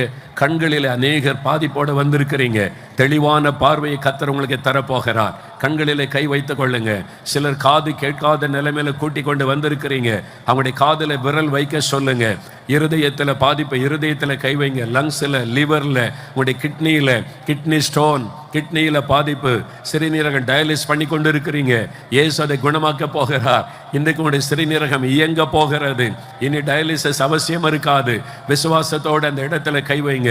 கர்ப்பப்பையில் கட்டி, கர்ப்பப்பையில் பிரச்சனை, அந்த இடத்துல கை வைங்க. நடக்க முடியாதவங்களை அழைச்சிட்டு வந்திருந்த அவங்க மேலே கை வைங்க. குழந்தைகள் மீது கை வைங்க. இயேசுவே தொடும், இயேசுவே குணமாக்கும், இயேசுவின் நாமத்தில் சுகம் உண்டாகட்டும். இயேசு இயேசு இயேசு அந்த நாமத்தை சொல்லணும். இயேசுவின் பெயரை சொல்லணும். இயேசுவே என்னை தொடும், இயேசுவே என்னை குணமாக்கும், இயேசுவின் நாமத்தில் சுகம் உண்டாகட்டும். இயேசுன்ற பெயரை சொல்ல சொல்ல ஆண்டவருடைய வல்லமை இறங்குகிறது. மைதானம் எங்கிலும் ஆண்டவருடைய சுகமளிக்கிற வல்லமை, ஆண்டவருடைய சுகமளிக்கிற வல்லமை இறங்குகிறது. The healing power of Jesus Christ of Nazareth is coming down right now. அந்த சுகமளிக்கிற வல்லமை மைதானம் எங்கிலும் இறங்குகிறது. நான் அதை பார்க்கிறேன். ஆண்டவருடைய வல்லமை இறங்குவதையும் அநேகரை தொடுவதையும் நான் பார்க்கிறேன். இப்பொழுது அசுத்த ஆவிகள் அலற ஆரம்பிக்கும், பொல்லாத ஆவிகள் வெளியேற ஆரம்பிக்கும். ஆமீன். வியாதியை கொண்டு வந்த ஆவிகள், பயப்படுத்துகிற ஆவிகள், வெள்ளிசொனி ஆவிகள் இயேசுவின் நாமத்தில் இப்பொழுது வெளியேற ஆரம்பிக்கிறது. அவைகள் வெளியேறுகிறது. பயப்படாதங்க. இயேசுவின் நாமத்தை சொல்லுங்க. இயேசுவின் நாமத்தில், இயேசுவின் நாமத்தில் சுகம், இயேசுவின் நாமத்தில் விடுதலை. இயேசுவின் நாமத்தை சொல்லுங்க. இயேசுவே தொடும், இயேசுவே குணமாக்கும். இயேசு அந்த பெயரை சொல்ல சொல்ல விடுதலை. இயேசுவின் பெயரை சொல்ல சொல்ல விடுதலை. இயேசுவின் வல்லமை இறங்கி கொண்டிருக்கிறது. ஆண்டவருடைய சுகமளிக்கிற வல்லமை ஒவ்வொரு சரீரத்திற்குள்ளும் இறங்குகிறது. மரகதம் இயேசுடைய கரம் தொடுகிறது. மரகதம், உங்களுடைய வியாதி மறைகிறது, கட்டுகள் அறுக்கப்படுகிறது, விடுதலை உண்டாகிறது. இயேசுவே ஸ்தோத்திரம்னு சொல்லுங்க. மரகதம் விடுதலை பெற்றுக் கொள்ளுகிறீர்கள். இப்பொழுது கஸ்தூரி, இயேசுடைய வல்லமை உடைய கர்ப்பப்பைக்குள் இறங்குகிறது. கஸ்தூரி, கர்ப்பப்பை பிரச்சனை, கர்ப்பப்பையிலே வலி, கர்ப்பப்பையில ஒரு கோளாறுன்னு சொல்லிட்டாங்க. ஆண்டவருடைய வல்லமை கர்ப்பப்பையை தொட்டு குணமாக்குகிறது. கஸ்தூரி விடுதலை பெற்றுக் கொள்ளுகிறீங்க. இயேசுவுக்கு நன்றின்னு சொல்லுங்க. கிறிஸ்டி என்கிற மகள், உன் கண்ணுக்காக நீ ஜெபிக்கிறாய். உன் கண்களுக்குள் இயேசுவின் வல்லமை இறங்குகிறது. தெளிவான பார்வை இயேசுவின் நாமத்தில். நீ ஒரு வாலிப மகள், கண் நரம்பு பாதிக்கப்பட்டிருக்கிறது என்று சொன்னார்கள். அந்த நரம்பை இயேசு தொட்டு குணமாக்குகிறார். தெளிவான பார்வை வருகிறது. கிறிஸ்டி விடுதலை பெற்றுக் கொள்ளுகிறாய். இயேசுவுக்கு ஸ்தோத்திரம் என்று சொல். பார்வதி என்கிற சகோதரி, உன்னுடைய சரீரத்தை வாதிக்கிற ஒரு பொல்லாத ஆவி, அதுதான் பல வியாதிகளை கொண்டு வந்தது. உன்னுடைய எலும்புகளையும் நரம்புகளையும் பாதித்து அது உங்களை பலவீனப்படுத்தி வேதனைப்படுத்துகிறது. அந்த பொல்லாத ஆவி இயேசுவின் நாமத்தில் விலகுகிறது. பார்வதி விடுதலை பெற்றுக் கொள்ளுகிறீர்கள். இயேசுவின் நாமத்தில் உங்களுக்கு விடுதலை. இயேசுவே ஸ்தோத்திரம் என்று சொல்லுங்கள். இப்பொழுது ஆண்டவருடைய வல்லமை தொடுகிறது. சேவியர் ஆண்டவருடைய கரம் உங்களை தொடுகிறது. உங்களுடைய கால்கள் பாதிக்கப்பட்டு, கால் எலும்புகள் பாதிக்கப்பட்டு, விபத்தினாலே உண்டான பாதிப்பு, அந்த வலியோடு வேதனையோடு வந்தீர்கள். இயேசுடைய வல்லமை கால்களுக்குள் இறங்குகிறது. அந்த எலும்புகளிலே சுகம் வருகிறது. இயேசுவின் நாமத்தில் விடுதலை. எழும்பி நடங்க. இயேசுவின் நாமத்தில் சுகத்தை பெற்றுக் கொள்ளுகிறீர்கள். இப்பொழுது அற்புதராஜ் ஆண்டவருடைய கரங்களை தொடுகிறது. அற்புதராஜ் ஆண்டவருடைய வல்லமை உங்களுடைய தலை பகுதிக்குள்ளே இறங்குகிறது.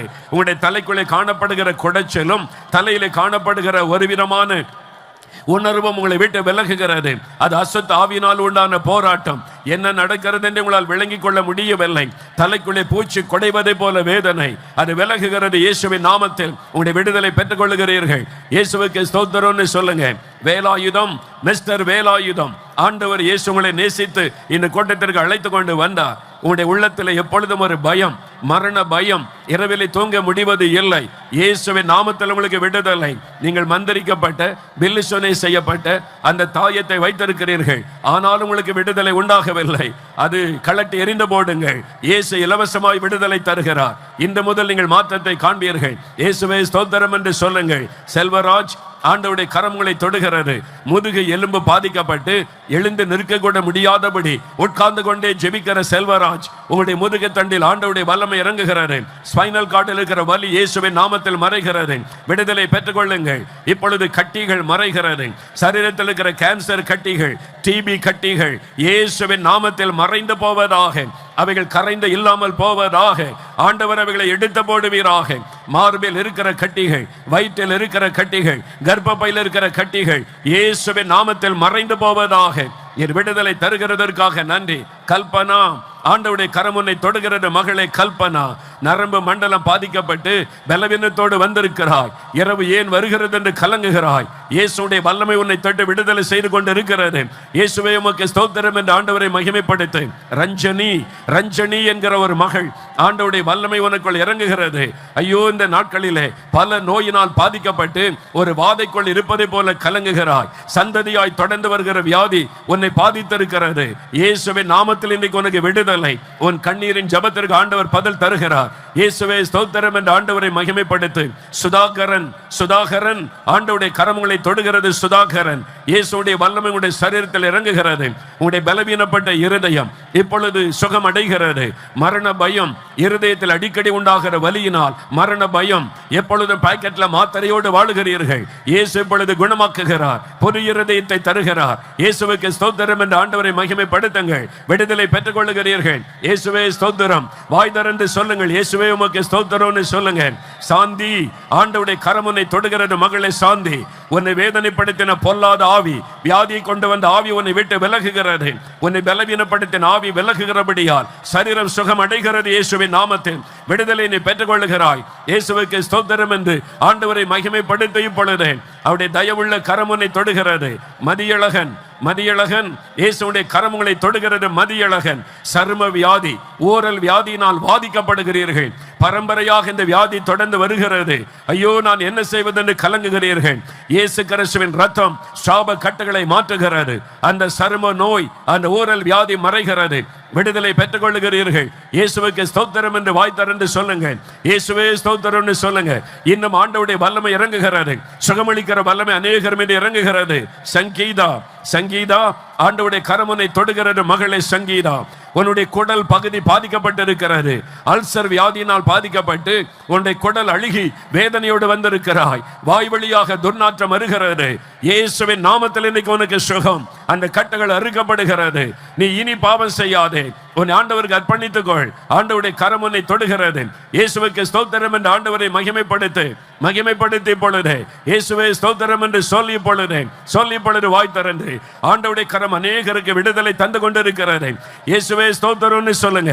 எல்லாரும் வாய் திறந்து இயேசுவே ஸ்தோத்திரம், என்னை தொடுகிறதற்காய் ஸ்தோத்திரம், என்னை குணமாக்குகிறதற்காய் ஸ்தோத்திரம். அப்படி ஆண்டவருக்கு நன்றி சொல்லுங்க. பாக்கியலட்சுமி, ஆண்டவருடைய கரங்களை தொடுகிறது. உடைய கண்ணீரின் ஜெபத்திற்கு ஆண்டவர் இறங்கினார். உடைய குடும்பத்தில் பலர் வியாதிப்பட்டதுனால ரொம்ப மனம் உடைந்து வந்தீர்கள். இயேசுடைய கண்ணீரை கண்டார். உடைய குடும்பத்தின் சாப கட்டுகள் அறுக்கப்படுகிறது. உங்கள் நிமித்தம் உங்களுடைய ஜெபத்தை கேட்டு ஆண்டவர் விடுதலை தருகிறார்.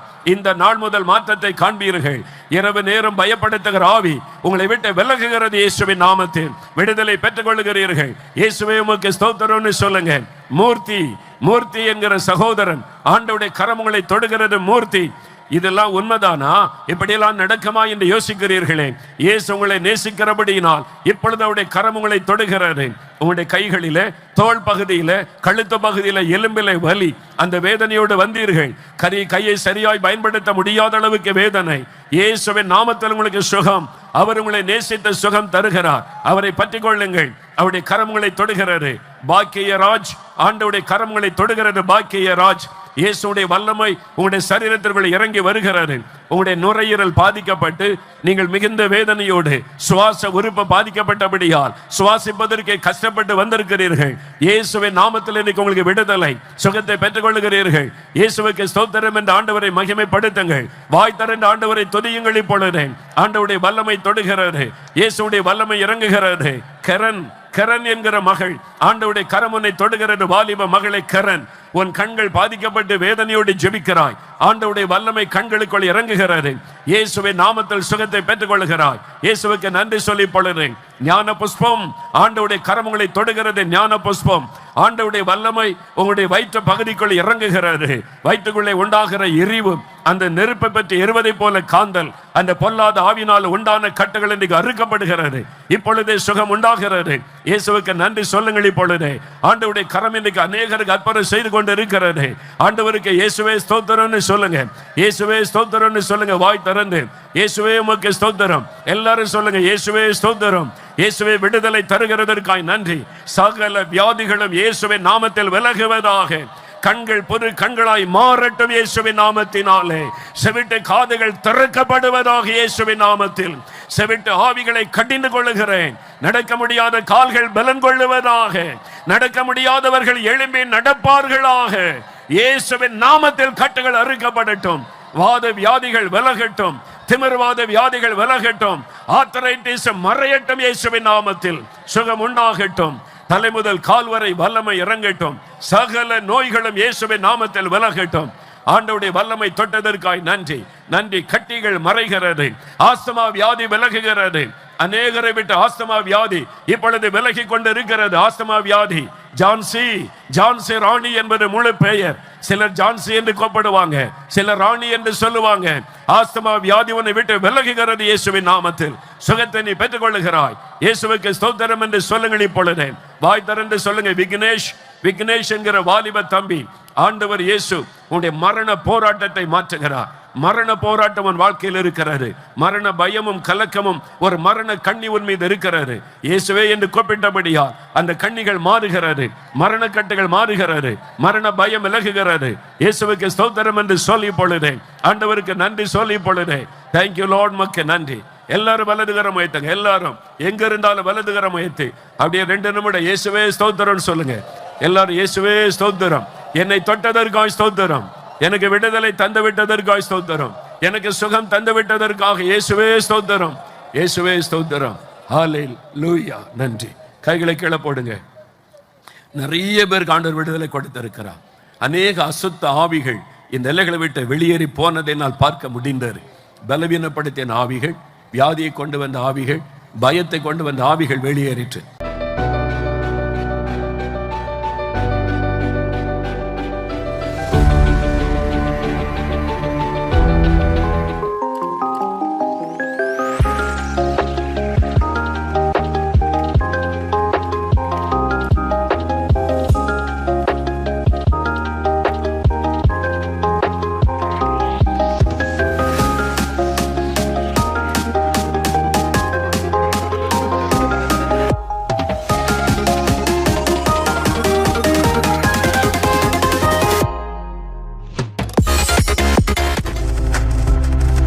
நீங்கள் பார்த்துக் கொண்டிருப்பது உங்கள் ஜாய் டிவி. உங்கள் துக்கம் சந்தோஷமாய் மாறும்.